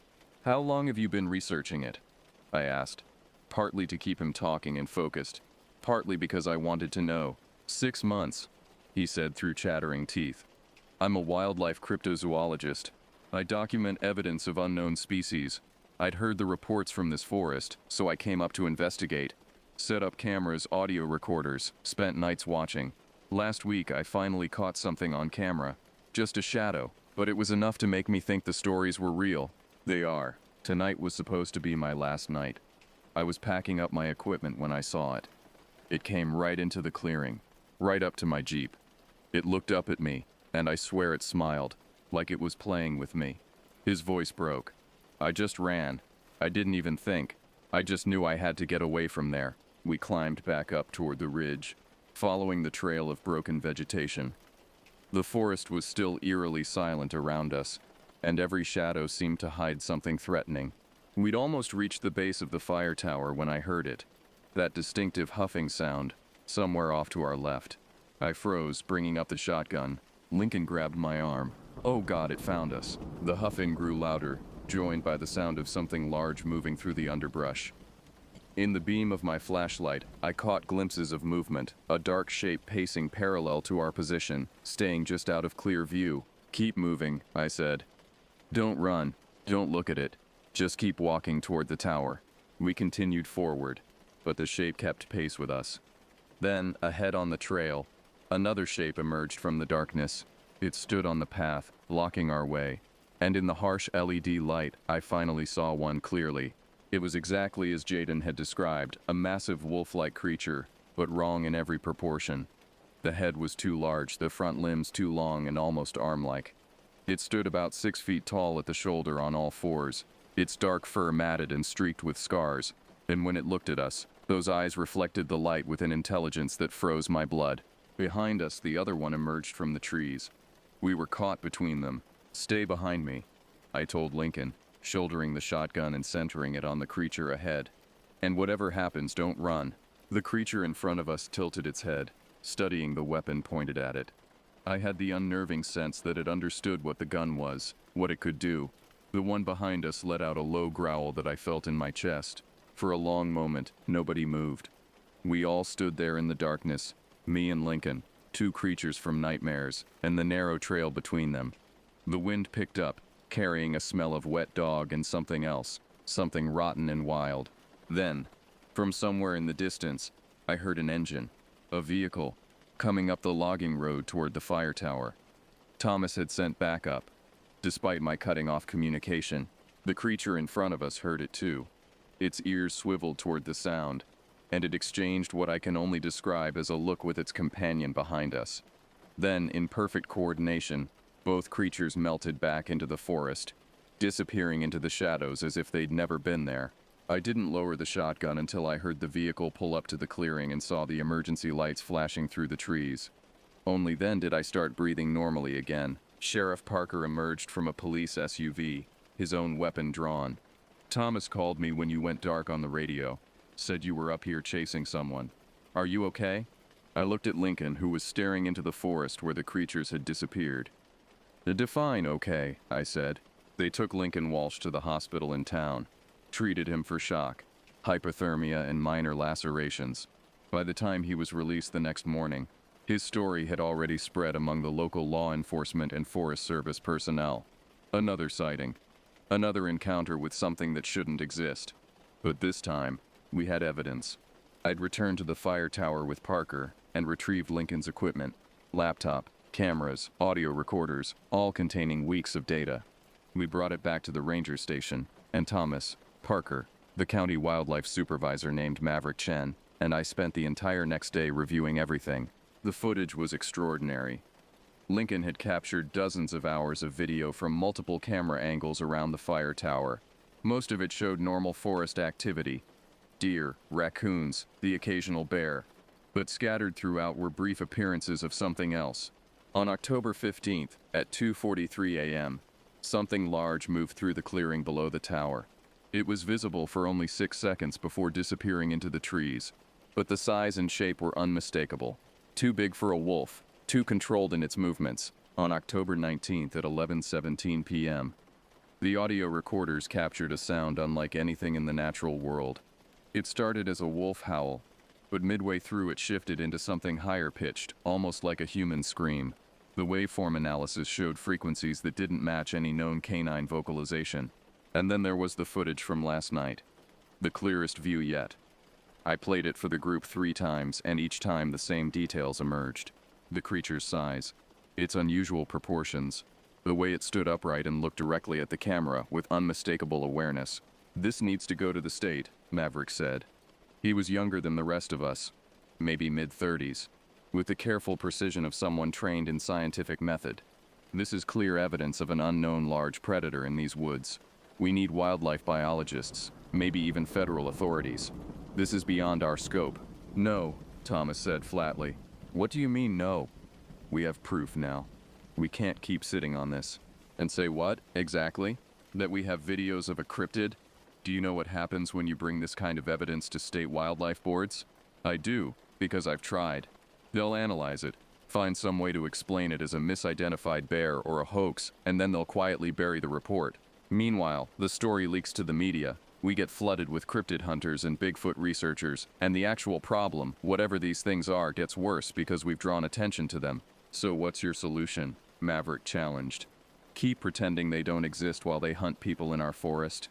"My solution is to handle this carefully. Document everything, yes, but we need to understand what we're dealing with before we escalate this to people who won't believe us anyway." The argument continued for another hour, with no resolution. Finally, Parker suggested a compromise. "Let's find someone who might have answers outside the usual channels. There's got to be someone who studies this stuff seriously. Not just internet conspiracy theorists." I remembered something Lincoln had mentioned in his delirium. Lincoln said he was a cryptozoologist. Maybe he has contacts, people who've researched similar phenomena. We found Lincoln at his motel room in Cassidy Ridge.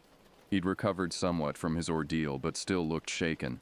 When we explained what we wanted, his eyes lit up with a mixture of excitement and residual fear. "There is someone," he said. "Dr. Elias Martinez. He's an anthropologist who studies folklore and unexplained encounters. He's not mainstream. Universities won't touch him, but his research is solid. He's documented similar creatures in Michigan, Minnesota, even parts of Canada. Can you contact him?" "Better. He lives in Milwaukee. I could probably get him up here in a couple days." Dr. Martinez arrived 2 days later, driving up from Milwaukee in a dented Honda packed with equipment and file boxes. He was in his 60s, with silver hair pulled back in a ponytail, and the weathered look of someone who spent a lot of time outdoors. When Thomas and I met him at the ranger station, he didn't waste time with pleasantries. "Show me what you have," he said. We spent 3 hours going through Lincoln's footage, the historical reports, The witness statements. Martinez took notes constantly, occasionally asking precise questions about details I'd have overlooked. The exact timing of sightings, the weather conditions, the phase of the moon. When we finished, he sat back and was quiet for a long moment. "You know what these are, don't you?" I asked. "I know what the indigenous people of this region called them," he said. "The Ojibwe have stories about creatures they called the Wendigo or Wendigo, depending on the translation. Shapeshifters that walk on 2 legs or 4. Intelligent, malevolent, always hungry." He paused. "But your footage shows something that doesn't quite match the traditional descriptions. The Wendigo is supposed to be more humanoid, a cannibal spirit that possesses people. What you're dealing with seems more natural, more biological. Could they be related?" Thomas asked. "Maybe the legends are based on actual creatures?" "That's what I've come to believe. Indigenous folklore often contains kernels of truth, observations of real phenomena, wrapped in cultural interpretation and spiritual meaning. The Wendigo stories might have started with encounters with real creatures that the people couldn't easily categorize." He pulled out one of his file boxes and spread documents across the table. Maps, news clippings, hand-drawn sketches from witnesses. "I've been tracking reports of similar creatures across the Great Lakes region for 20 years, Martinez explained. "Michigan, Wisconsin, Minnesota, Ontario, there's a pattern. The encounters cluster in certain areas, typically deep wilderness with minimal human presence. The descriptions vary, but certain elements are consistent. Large size, bipedal capability, canine features, unusual intelligence, and aggressive territoriality." "So what are they?" I asked. "I don't know for certain, but I have a theory." He pulled out a scientific paper, yellowed with age. In 1960, a paleontologist discovered fossil remains of a large canid species in the La Brea tar pits, Canis dirus, the dire wolf. They were bigger than modern wolves, more robust, with bone-crushing jaws. Official science says they went extinct about 10,000 years ago. "You think these are dire wolves?" Thomas sounded skeptical. "No. But what if some population of large canids survived in isolated pockets? What if they adapted to human presence by becoming more clever, more cautious? What if the evolutionary pressure of living alongside humans for thousands of years selected for intelligence, for the ability to walk upright when needed, for behaviors that we'd interpret as almost human?" "That's a lot of what-ifs," I said. "Yes, but it fits the evidence better than any supernatural explanation. These creatures eat, they breed, they establish territories, they hunt in coordinated groups. That's not demonic possession or spirit activity, that's biology. Strange biology, yes.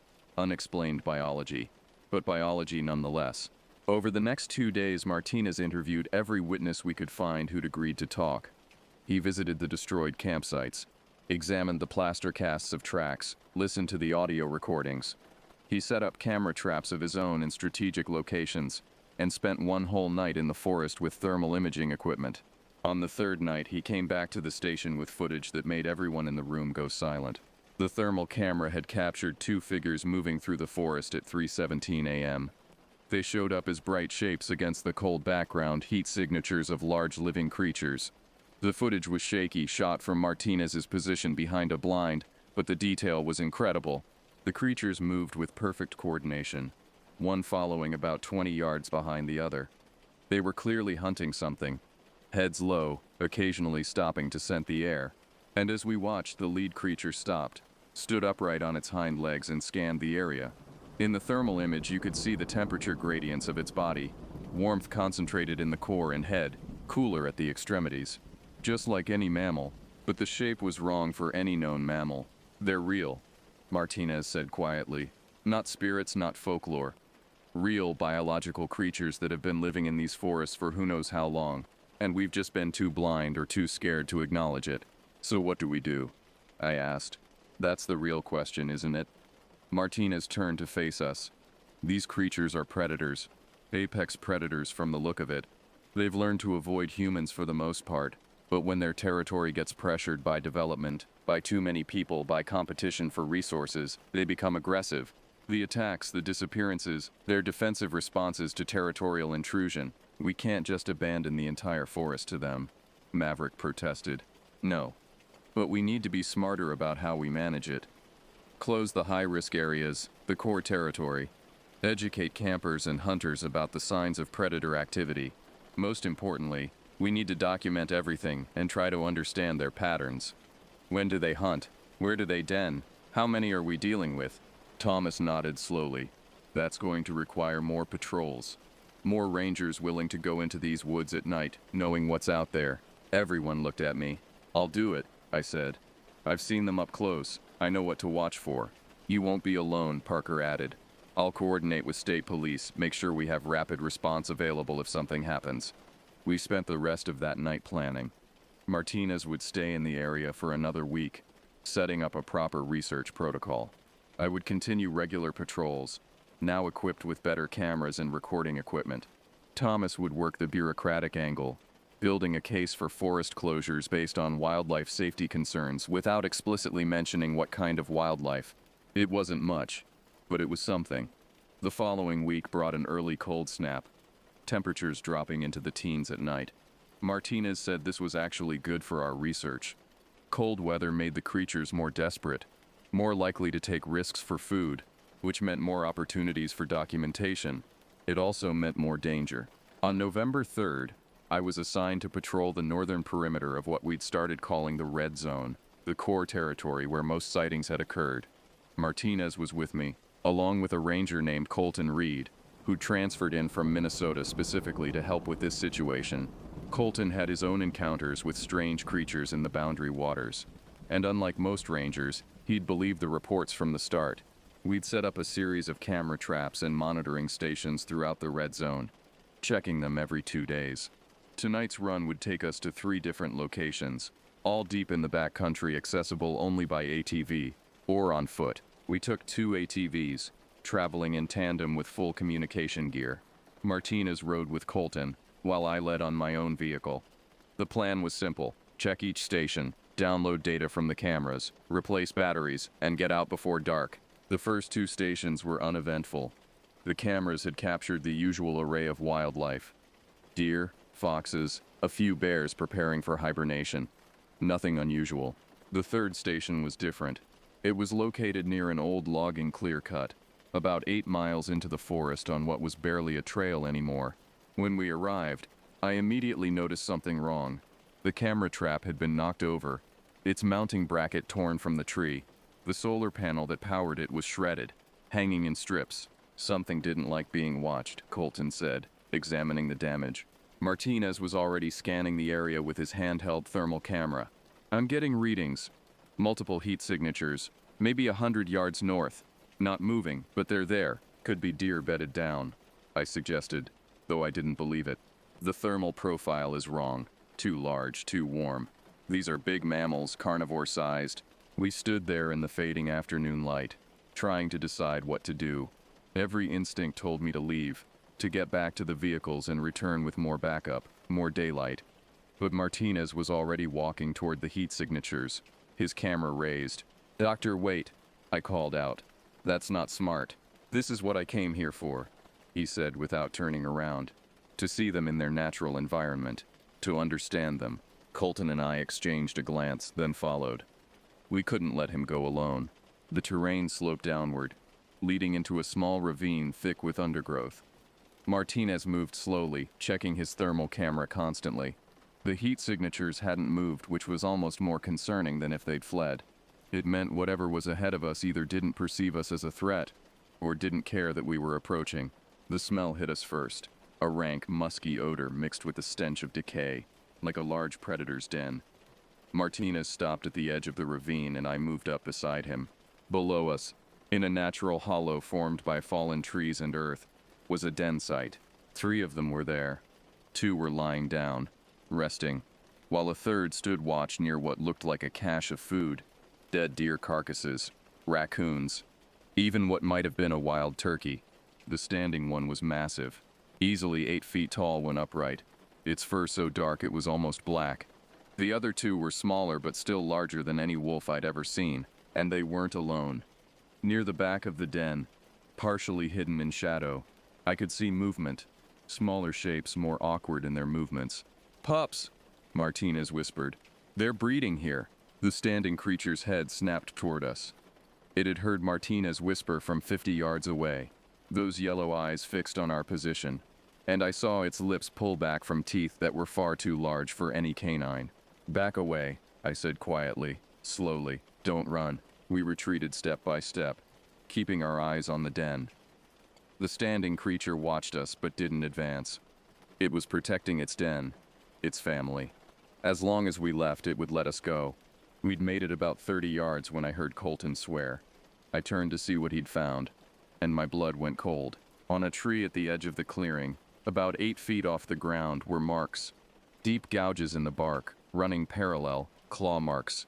But they were fresh, made within the last few hours, and they were on the path we'd used to get here. Something had marked this territory while we were examining the den. Something had been watching us while we watched them. "Run," I said. "Back to the ATVs. Now." We ran. Behind us, I heard a howl that raised every hair on my body. It was immediately answered by at least 3 others, coming from different directions. They were communicating, coordinating, and we were in the middle of their territory, deep in the forest, with darkness less than an hour away. We crashed through the undergrowth, no longer caring about noise or stealth. Martinez fell once, and Colton and I hauled him back to his feet without breaking stride. My lungs burned, my legs screamed, but I pushed harder. I could hear crashing in the brush behind us, multiple large bodies moving fast. The ATVs came into view, and I've never been more grateful to see a machine in my life. We threw ourselves onto the vehicles, started the engines, and accelerated down the trail without looking back. Something burst from the tree line behind us, a dark shape running on 4 legs, easily keeping pace with our ATVs even at full speed. I caught a glimpse of it in my mirror, massive, powerful, its jaws open in what looked like a grin. It was playing with us, showing us that it could catch us if it wanted to. Then, as suddenly as it appeared, it veered off into the forest and was gone. We didn't stop until we reached the main logging road, and even then we kept moving until we were completely out of the red zone. Only when we reached the ranger station, with its lights and other people, did we finally allow ourselves to breathe. "We can't go back there," Colton said, his hand still shaking. "Not on foot. Not without serious backup." Martinez was examining the footage from his camera, the thermal images of the den site. "They have a breeding population. This isn't just a few scattered individuals. This is an established species, living and reproducing in these woods. Do you understand what that means?" "It means we're in more danger than we thought," I said. "Yes, but it also means they can be studied. Protected even. These creatures, whatever they are, they're part of this ecosystem. They've survived here for thousands of years, probably. They deserve..." "They killed 17 people in 5 years," Thomas cut him off. He'd been listening to our report with growing alarm. "Maybe more that we don't know about. I'm all for scientific discovery, but we have a responsibility to public safety." "Then we close the area," Martinez argued. "Make it a restricted zone. No camping, no hiking, minimal ranger presence. Let them have their territory. And when they expand that territory, when they get bolder because we've ceded ground..." Thomas shook his head. "I need solutions, not just observations." The argument continued long into the night, but no one had good answers. We couldn't kill creatures we barely understood. That seemed both ethically wrong and probably illegal once they were officially documented. We couldn't completely abandon the forest to them. We couldn't even prove they existed to authorities who might have resources to help. We were stuck. Over the next 3 days, we had 5 more sightings. Campers reported strange howling and left the area immediately. A hunter's trail camera captured one of the creatures walking upright across a frozen creek. 2 hikers came running out of the woods, swearing they'd been followed by something huge and hairy. The activity was increasing, and I knew why. Winter was coming. Food was scarce, and we'd found their den. We'd threatened their young. They were getting aggressive in response. On November 7th, I received a call at 6 a.m. A family camping at the edge of the red zone against all posted warnings had called 911. Something had circled their campsite all night, occasionally rushing toward the tent before retreating. They were too scared to leave the tent, and now with sunrise they wanted an escort out of the woods. I drove out there with Sheriff Parker and Colton. We found the family. A father named Roman Price, his wife and their teenage son, huddled in their tent, exhausted from a night of terror. The campsite told the story. Tracks everywhere, circling the tent dozens of times, claw marks on trees. Their cooler had been dragged 20 feet and torn open, the food scattered. It was testing us, Roman said as we escorted them out, seeing if we'd run. My son wanted to make a break for the car, but I wouldn't let him. I knew if we ran, it would chase us. You did the right thing, I told him. You probably saved your family's lives. As we walked them to their vehicle, I saw more tracks leading off into the forest. Not just one set, several, all heading in the same direction. North, deeper into the red zone. They're gathering, Colton observed. Whatever's coming, they're preparing for it. That night, Martinez called an emergency meeting. He'd been analyzing all the data we'd collected, looking for patterns. The breeding cycles, the territorial behavior, the increased aggression. It all points to something important, he explained, spreading charts across the table. These creatures operate on a seasonal pattern. Late fall and winter, they become more active, more dangerous. I think they're preparing for denning season. The pregnant females need territory, need food, need safety. The males are protecting them. So this gets worse before it gets better? Thomas asked. Much worse. For the next 2 months until deep winter, they'll be at their most territorial. Any human presence in their core territory will be seen as a threat. He looked at each of us. I'm recommending we close the entire northern section of the forest. All trails, all campsites, all access roads. Make it off limits until spring. The state will never approve that, Thomas said. We're talking about thousands of acres, major economic impact. Then we'll have more deaths. It's that simple. The debate raged. But it became moot the next day when everything changed. On November 8th, at 2:47 p.m., a logging crew working just outside the red zone made a discovery. They found human remains, scattered bones, torn clothing, a wallet with an ID. The victim was one of the missing hikers from the previous year, a man named Anthony Zhao who'd vanished without a trace. But more disturbing than the remains was where they found them, at the base of a tree that had been marked with those distinctive claw marks. It was a warning, a boundary marker, and the logging crew had been working less than 100 yards from it. State police arrived, forensic teams, wildlife officials. The forest was suddenly crawling with people who'd previously dismissed the reports. Now they had a body, or what was left of one, and evidence of large predator activity that couldn't be explained away. The formal closure of the northern forest came 2 days later. Over 50,000 acres declared off-limits to all public access, with heavy fines for violations. Law enforcement patrols were increased. Warning signs went up on every access road. But I knew it wouldn't be enough. The creatures were still there, still breeding, still defending their territory. And now they knew we knew about them. On my last patrol of the season, before the snow got too deep for vehicle access, I drove up to the edge of the red zone one more time. I parked my truck at a locked gate and stood looking into the dark forest beyond. Somewhere in there, in dens hidden deep in ravines and caves, a species that shouldn't exist was preparing for winter. Mothers with pups, males standing guard, all of them living according to patterns that predated human settlement of this continent. And I'd been one of the few people to see them and survive. A howl echoed through the forest, distant but clear. It was answered by others, a chorus of voices that sent chills down my spine. They were out there, calling to each other in the gathering darkness. I got back in my truck and drove away, leaving them to their wilderness. But I knew I'd be back when spring came. Because someone had to watch. Someone had to understand. Someone had to stand between the human world and whatever lurked in the deep woods. That someone was me now. And this was just the beginning. I'm writing this 6 months later. In May 2024, the snow has melted, the trails have reopened, and campers are returning to the Nikolay Chekomegan National Forest. The northern section remains closed, but people are already complaining, already finding ways around the barriers. Martinez returned to Milwaukee, but he calls me weekly for updates. He's writing a book about what he calls remnant megafauna, large animals that survived extinction and adapted to human civilization by becoming invisible. He thinks there might be populations in other forests, other wilderness areas. He might be right. Thomas retired last month. The stress, he said. But we both knew the real reason.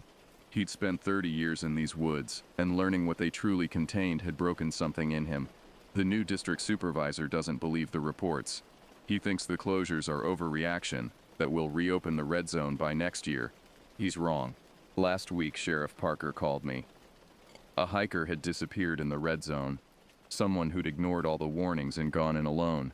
They found her 3 days later, alive but traumatized, huddled in a cave. She wouldn't talk about what happened, but her camera told the story. Photos of tracks, of distant shapes in the trees, of yellow eyes reflecting her flash in the darkness. And one photo taken accidentally when she dropped the camera while running. A clear image of something massive and impossible, standing upright on 2 legs, watching her with what could only be described as curiosity. They're still out there. They'll always be out there. And every fall, when the temperatures drop and food becomes scarce, they'll remind us that these forests were theirs long before they were ours. I'm scheduled for night patrol tonight, like I am every night now. I'll drive those dark logging roads, check those remote campsites, and watch for signs of activity that most people will never believe exists, because I've seen them. I've looked into eyes that shouldn't exist, heard howls that don't belong to any known animal, walked away from encounters that should have killed me. I know the truth about what stalks the northern forests, and that knowledge has changed me forever. The old stories, the dogman, the wendigo, all the legends whispered around campfires, they're not stories, they're warnings, passed down through generations by people who knew what lived in the deep woods. I just wish I'd understood that before I took this job. The sun is setting now. Time to start my patrol. Time to drive into the darkness and see what's waiting there. I'll leave you with this advice. From someone who's learned it the hard way. Respect the wilderness. Stay on marked trails. Never camp alone in isolated areas. And if you hear something moving through the forest at night, something too big to be a wolf but too quiet to be a bear, don't investigate. Just leave. Because some things in these woods are older than we can understand, stranger than we can accept, and far more dangerous than we're prepared to face, and they're always watching, always waiting, always hungry.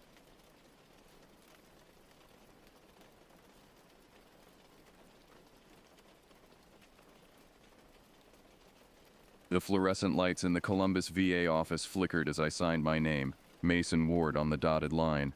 3 months behind on rent, my truck repossessed last Tuesday, and the collection calls coming so frequently I'd stopped charging my phone. When a man in a charcoal suit approached me outside the unemployment office with a job offer that paid triple what I'd made as a park ranger in Ohio, I didn't ask many questions. Private military contractor work, he'd said, sliding a business card across the diner table. No company name, just a phone number. Your background in wilderness survival and your Army Ranger training make you ideal. That was 2 weeks ago. Now I sat in a nondescript concrete building somewhere outside Asheville, North Carolina, listening to Commander James Riker brief our unit on what he called recovery operations. 5 states, Michigan, Oregon, Pennsylvania, Wisconsin, and North Carolina. 17 missing persons in the last 6 months, all vanished in remote forest areas. No bodies, no signs of struggle, no logical explanation. The media doesn't know about the pattern, Riker said, his weathered face betraying nothing. Local law enforcement has been told to stand down. This is our operation now. Our team consisted of 8 men, all former military with wilderness experience.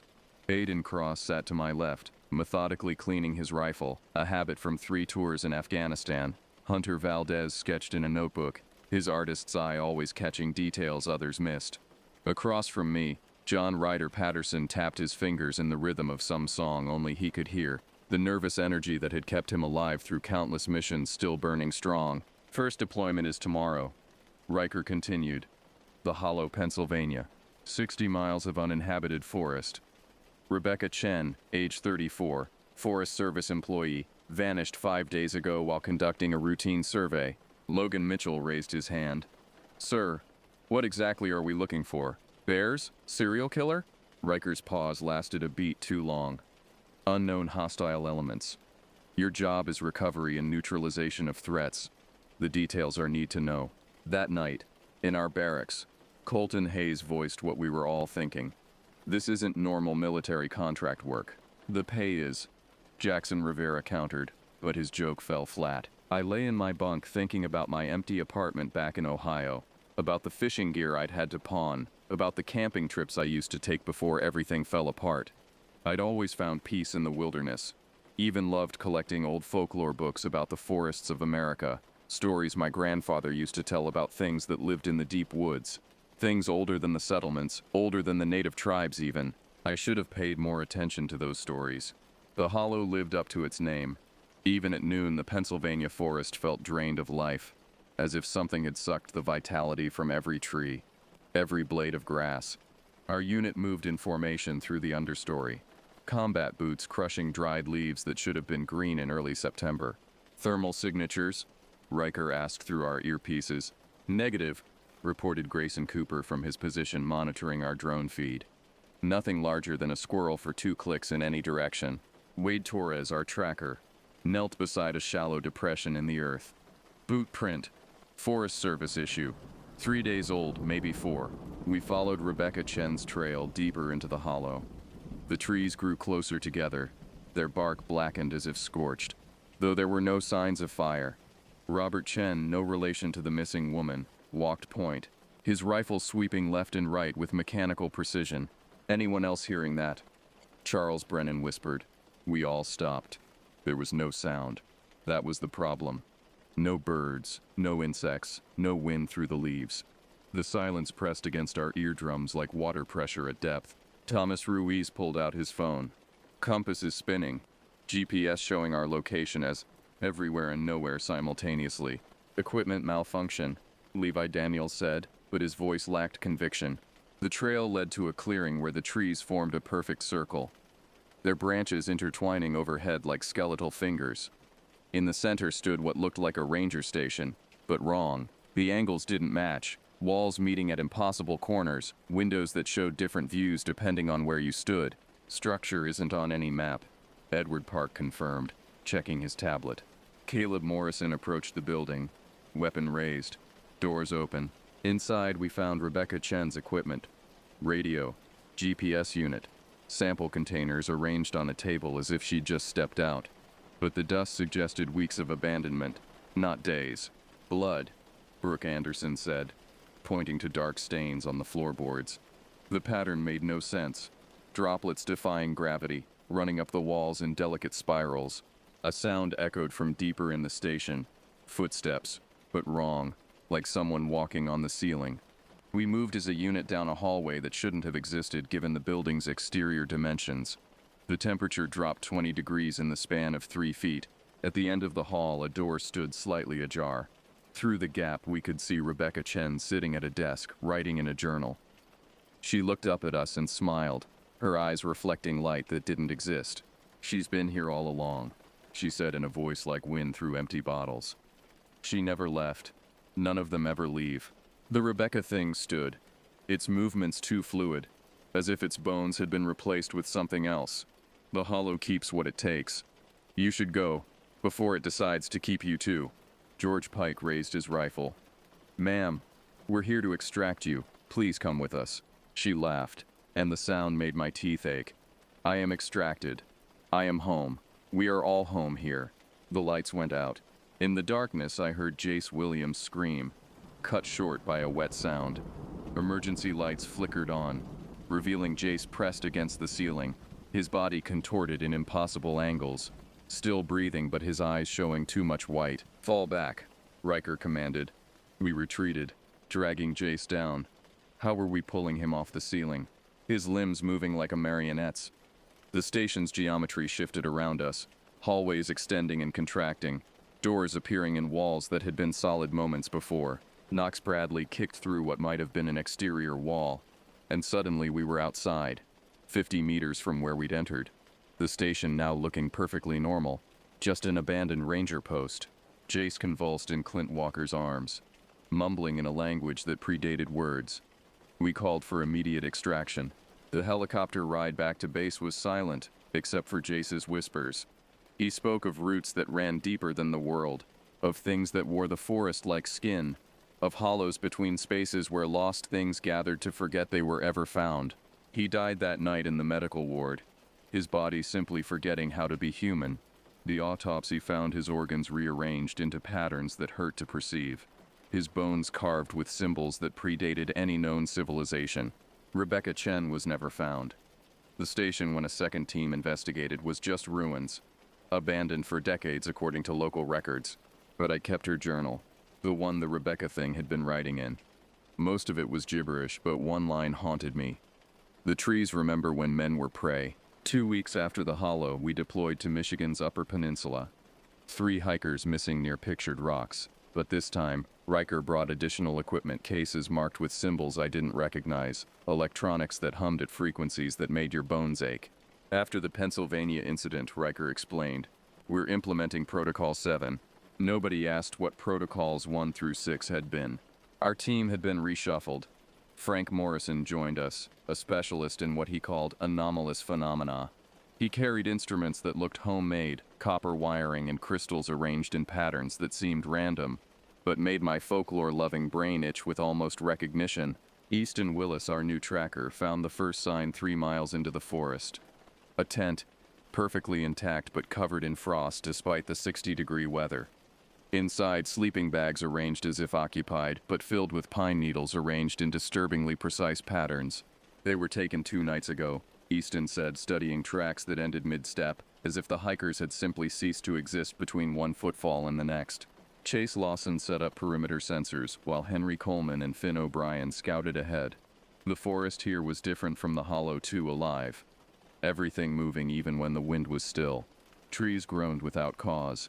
Shadows fell at wrong angles, and occasionally, in peripheral vision, the forest seemed to rearrange itself. "Contact," Finn's voice crackled through comms.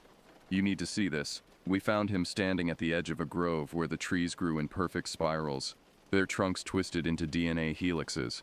At the center, 3 figures stood motionless. Our missing hikers, but transformed. Their skin had taken on bark-like texture. Fingers extended into root systems that disappeared into the ground, eyes open but filled with ring patterns like tree rings. "They're still alive," Frank whispered, his instruments going haywire. "Heartbeats at 1 beat per minute. They're transitioning." "Into what?" Logan asked. Before Frank could answer, the forest moved. Not the trees, the space between them, as if reality was cloth and something massive was pushing through from the other side. The air filled with the smell of earth and copper and something older than both. The hiker trees turned their heads in unison, mouths opening to reveal circles of thorns instead of teeth. They spoke together. "The Watcher tends the garden. Meat and wood, bone and bark, all one in the ending that is beginning." Blaze Turner opened fire, bullets sparking off their bark skin. The sound woke something. The ground erupted with roots thick as telephone poles, whipping through the air with purposeful intelligence. One wrapped around Henry's ankle, dragging him toward a suddenly gaping hole in the forest floor. "Cut him loose," Riker ordered. I grabbed my knife, sawing at the root while Henry screamed. The root bled. Not sap, but something black and viscous that burned through my gloves. When it finally severed, the root retreated, and the forest shrieked with a sound that came from everywhere and nowhere. "Move! Move! Move!" We ran. The forest pursuing, not chasing, but reforming around us, trying to incorporate us into its pattern. Trees appeared where none had been. Paths vanished, and always that presence, vast and alien, watching from the spaces between. Frank threw one of his devices, and where it landed, reality stabilized, a sphere of normalcy in the chaos. "I can only do that 3 more times," he panted. By the time we reached the extraction point, 2 more men had been touched by the changing forest. Their skin was already beginning to roughen, eyes taking on that distant ring-pattern stare. We sedated them, but within hours branches began sprouting from their bodies. The medical team had to amputate the affected tissue, but it kept growing back. Eventually Riker made the call. They were quarantined, then incinerated. The official report listed them as killed in action, bodies unrecoverable. I started having dreams after Michigan. Dreams of roots growing through my veins, of my bones becoming wood, of something vast and patient waiting in the spaces between trees. In the dreams it spoke to me in the voice of every forest I'd ever walked through, and it said, "You know the old stories, you know what we are." And the horrible thing was, I did know. My grandfather's stories, the folklore I'd collected. They were warnings, maps to something humanity had agreed to forget. But forgetting doesn't make something cease to exist. It just means you're unprepared when it returns. By the time we reached Oregon, half our original team was dead, missing, or retired for psychological reasons. The replacements were younger, eager, unaware of what waited in the deep forests. I wanted to warn them, but the non-disclosure agreements we'd signed came with consequences worse than legal action. Brooke had tried to call his family after Michigan. We found him 3 days later in his apartment, his body covered in symbols that hurt to look at, carved from inside out. The Oregon deployment was different. We were hunting now, not searching for missing people but for what Riker called the source. 12 people had vanished along the same trail system in the Cascade Range. But unlike our previous missions, these disappearances went back years, decades even. Indigenous peoples avoided this area, Frank explained as our helicopter descended into a valley that didn't appear on any map. The native word for it translates roughly to the place that dreams itself. Wade and Jackson scouted the tree line, while the rest of us set up base camp. The protocol had evolved. Iron filings mixed into our equipment, salt lines around our tents, and those strange humming machines Frank tended to like holy relics. On the second night, Aiden saw them first. Lights moving between the trees, too organized to be fireflies, too irregular to be human. They formed patterns that almost made sense, like a language you once knew but had forgotten. Don't look directly at them, Frank warned. They're not really lights. They're punctures, places where something else is looking through.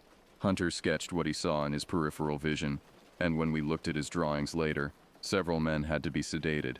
The images showed vast forms using the forest as camouflage, beings that existed partially in our dimension and partially elsewhere, wearing reality like an ill-fitting costume.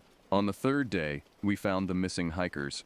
All of them, all 12, from different time periods, sitting around a fire that burned without wood, their eyes reflecting stars that didn't exist in our sky. They were talking, laughing, sharing meals that consisted of things that weren't quite plants, weren't quite meat. "Welcome," said a woman in 1970s hiking gear. "We've been waiting for you to find us."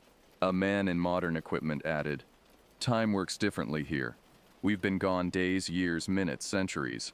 All the same, all now." Levi stepped forward. "We're here to bring you home." They laughed, a sound like wind chimes made of bone. "We are home," a child who shouldn't have been there said. "This is the real forest. What you know, those are the shadows it casts into your world." That's when we saw it, the thing they were really sitting around. Not a fire but a gap, a wound in the world through which something vast and terrible watched. It had eyes, or things that served the function of eyes, arranged in patterns that spoke of mathematics beyond human comprehension. "It's beautiful, isn't it?" the woman from the 70s said. "It shows you what you really are beneath the meat and madness. We're all just patterns, vibrations in the flesh of something greater." Thomas raised his weapon, but the bullets passed through them like they were made of fog. They weren't really there, or rather they were there in a way we couldn't affect. "You can join us," the child offered. "It's so much easier than fighting. The forest wants to know you, to take you apart and understand every piece, then put you back together correctly." That's when Knox made the mistake of looking directly into the gap. He screamed, fell to his knees, and when he looked up his eyes were gone, not missing but erased, smooth skin where they should have been. But he could still see, still moved as if guided by vision from somewhere else. "I understand now," he said in a voice full of terrible joy. "We're the dreams it has when it sleeps. And it's waking up." Frank activated one of his devices, and reality snapped back like a rubber band. The hikers vanished. The gap sealed. But Knox remained changed. He led us out of the valley, navigating paths that shouldn't exist. And when we finally reached extraction, he walked into the forest and didn't come back. The official report stated we found no survivors. Riker didn't even pretend to believe it anymore. He just filed it and prepared us for Wisconsin. I stopped sleeping after Oregon. Every time I closed my eyes, I saw that gap, that wound in the world, and the thing on the other side that wore forests like clothing. Sometimes in the corner of my vision, I still see those lights, those punctures where something watches. The worst part is the certainty that we're not investigators or soldiers.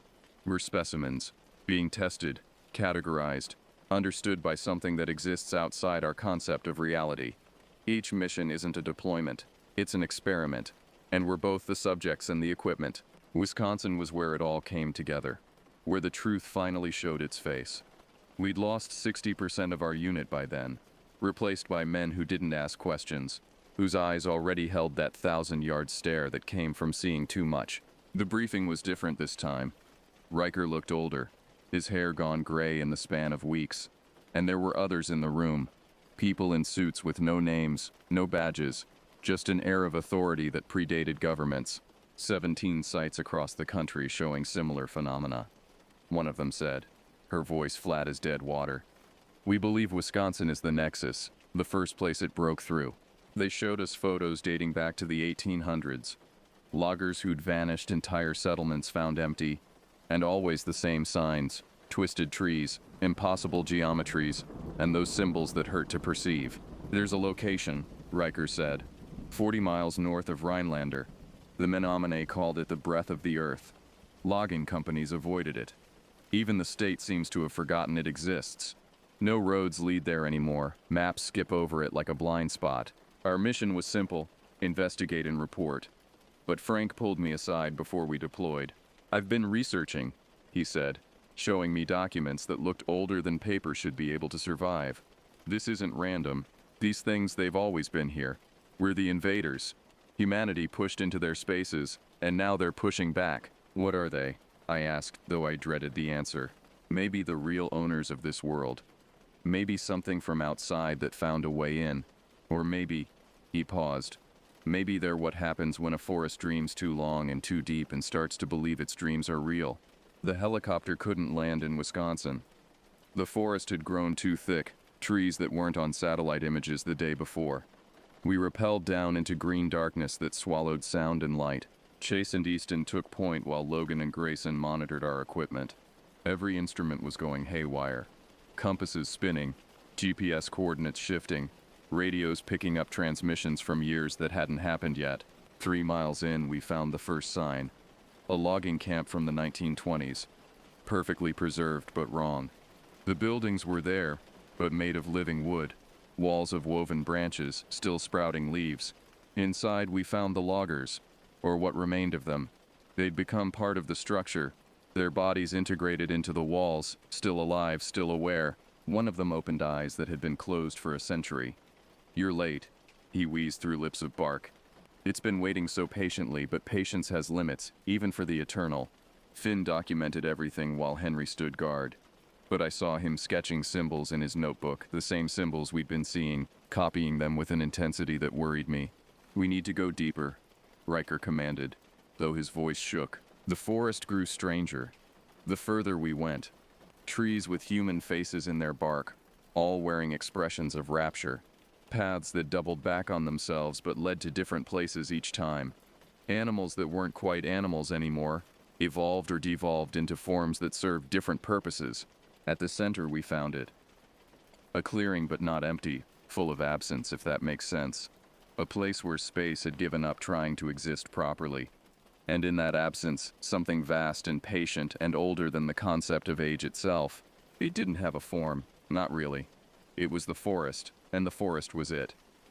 Every tree a neuron, every root a nerve, the entire ecosystem a single vast organism that had learned to think and dream and want.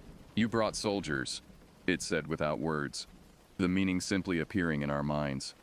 How quaint, as if violence could affect something that exists in more dimensions than you can perceive. Caleb fell to his knees, weeping. It's beautiful. God, it's so beautiful. Others followed, one by one, overcome by the sheer presence of it.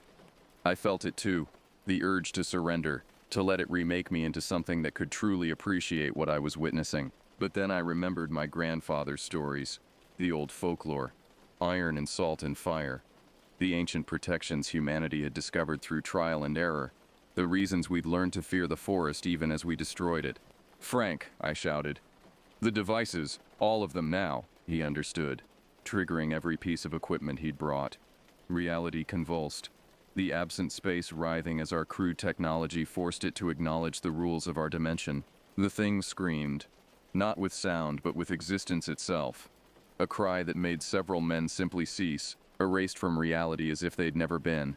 You cannot stop the reclamation, it said as it retreated, pulling back into whatever space it truly inhabited. The forests remember, the earth remembers, and memory is all it takes to make something real again. We ran. Those of us who were left. who still remembered how to be human. We ran through a forest that tried to digest us, to incorporate us into its pattern. Behind us, the clearing collapsed, taking a square mile of forest with it, leaving a crater that would be explained as a meteor strike. Of the 20 men who entered that forest, 6 made it out. Riker wasn't one of them. He'd looked too long into that absence and forgotten which reality he belonged to. I'm writing this from a motel room in Nevada, the only state where I can sleep without dreaming of roots and branches. I was discharged with full pay and a lifetime NDA, but money doesn't matter much when you've seen the truth of the world.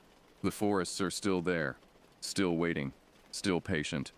The disappearances continue, but they're explained away. Animal attacks getting lost, mental breakdowns. The government still sends teams, but they're more careful now, better equipped. They've learned to fight something that exists partially outside our reality, though fighting might be the wrong word. Negotiating maybe, or just delaying the inevitable. I think about my financial problems from before, how important they'd seemed. Now I know that debt and poverty and all our human concerns are just distractions from the real truth. We're not the owners of this world. We're tenants, and the lease is coming up for review. Sometimes I get calls from numbers that don't exist. Voices that sound like wind through leaves offering me answers. Offering me peace. Join us, they say. Stop fighting. Remember what you really are. I've started writing down all the old stories. The folklore. The warnings hidden in fairy tales and campfire stories.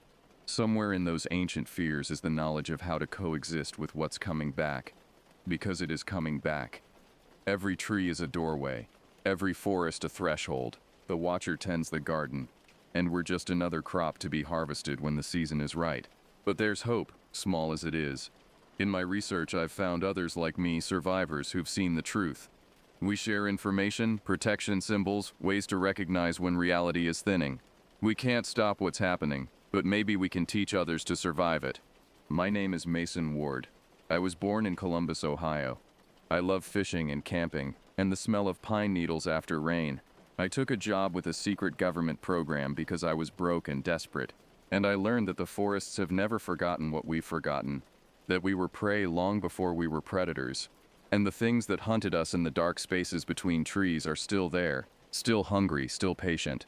If you're reading this, remember, respect the forests, stay on the paths, don't follow the lights, and if the trees start to look wrong, if the angles don't make sense, if you hear your name called by voices that sound like wind, run, and don't look back.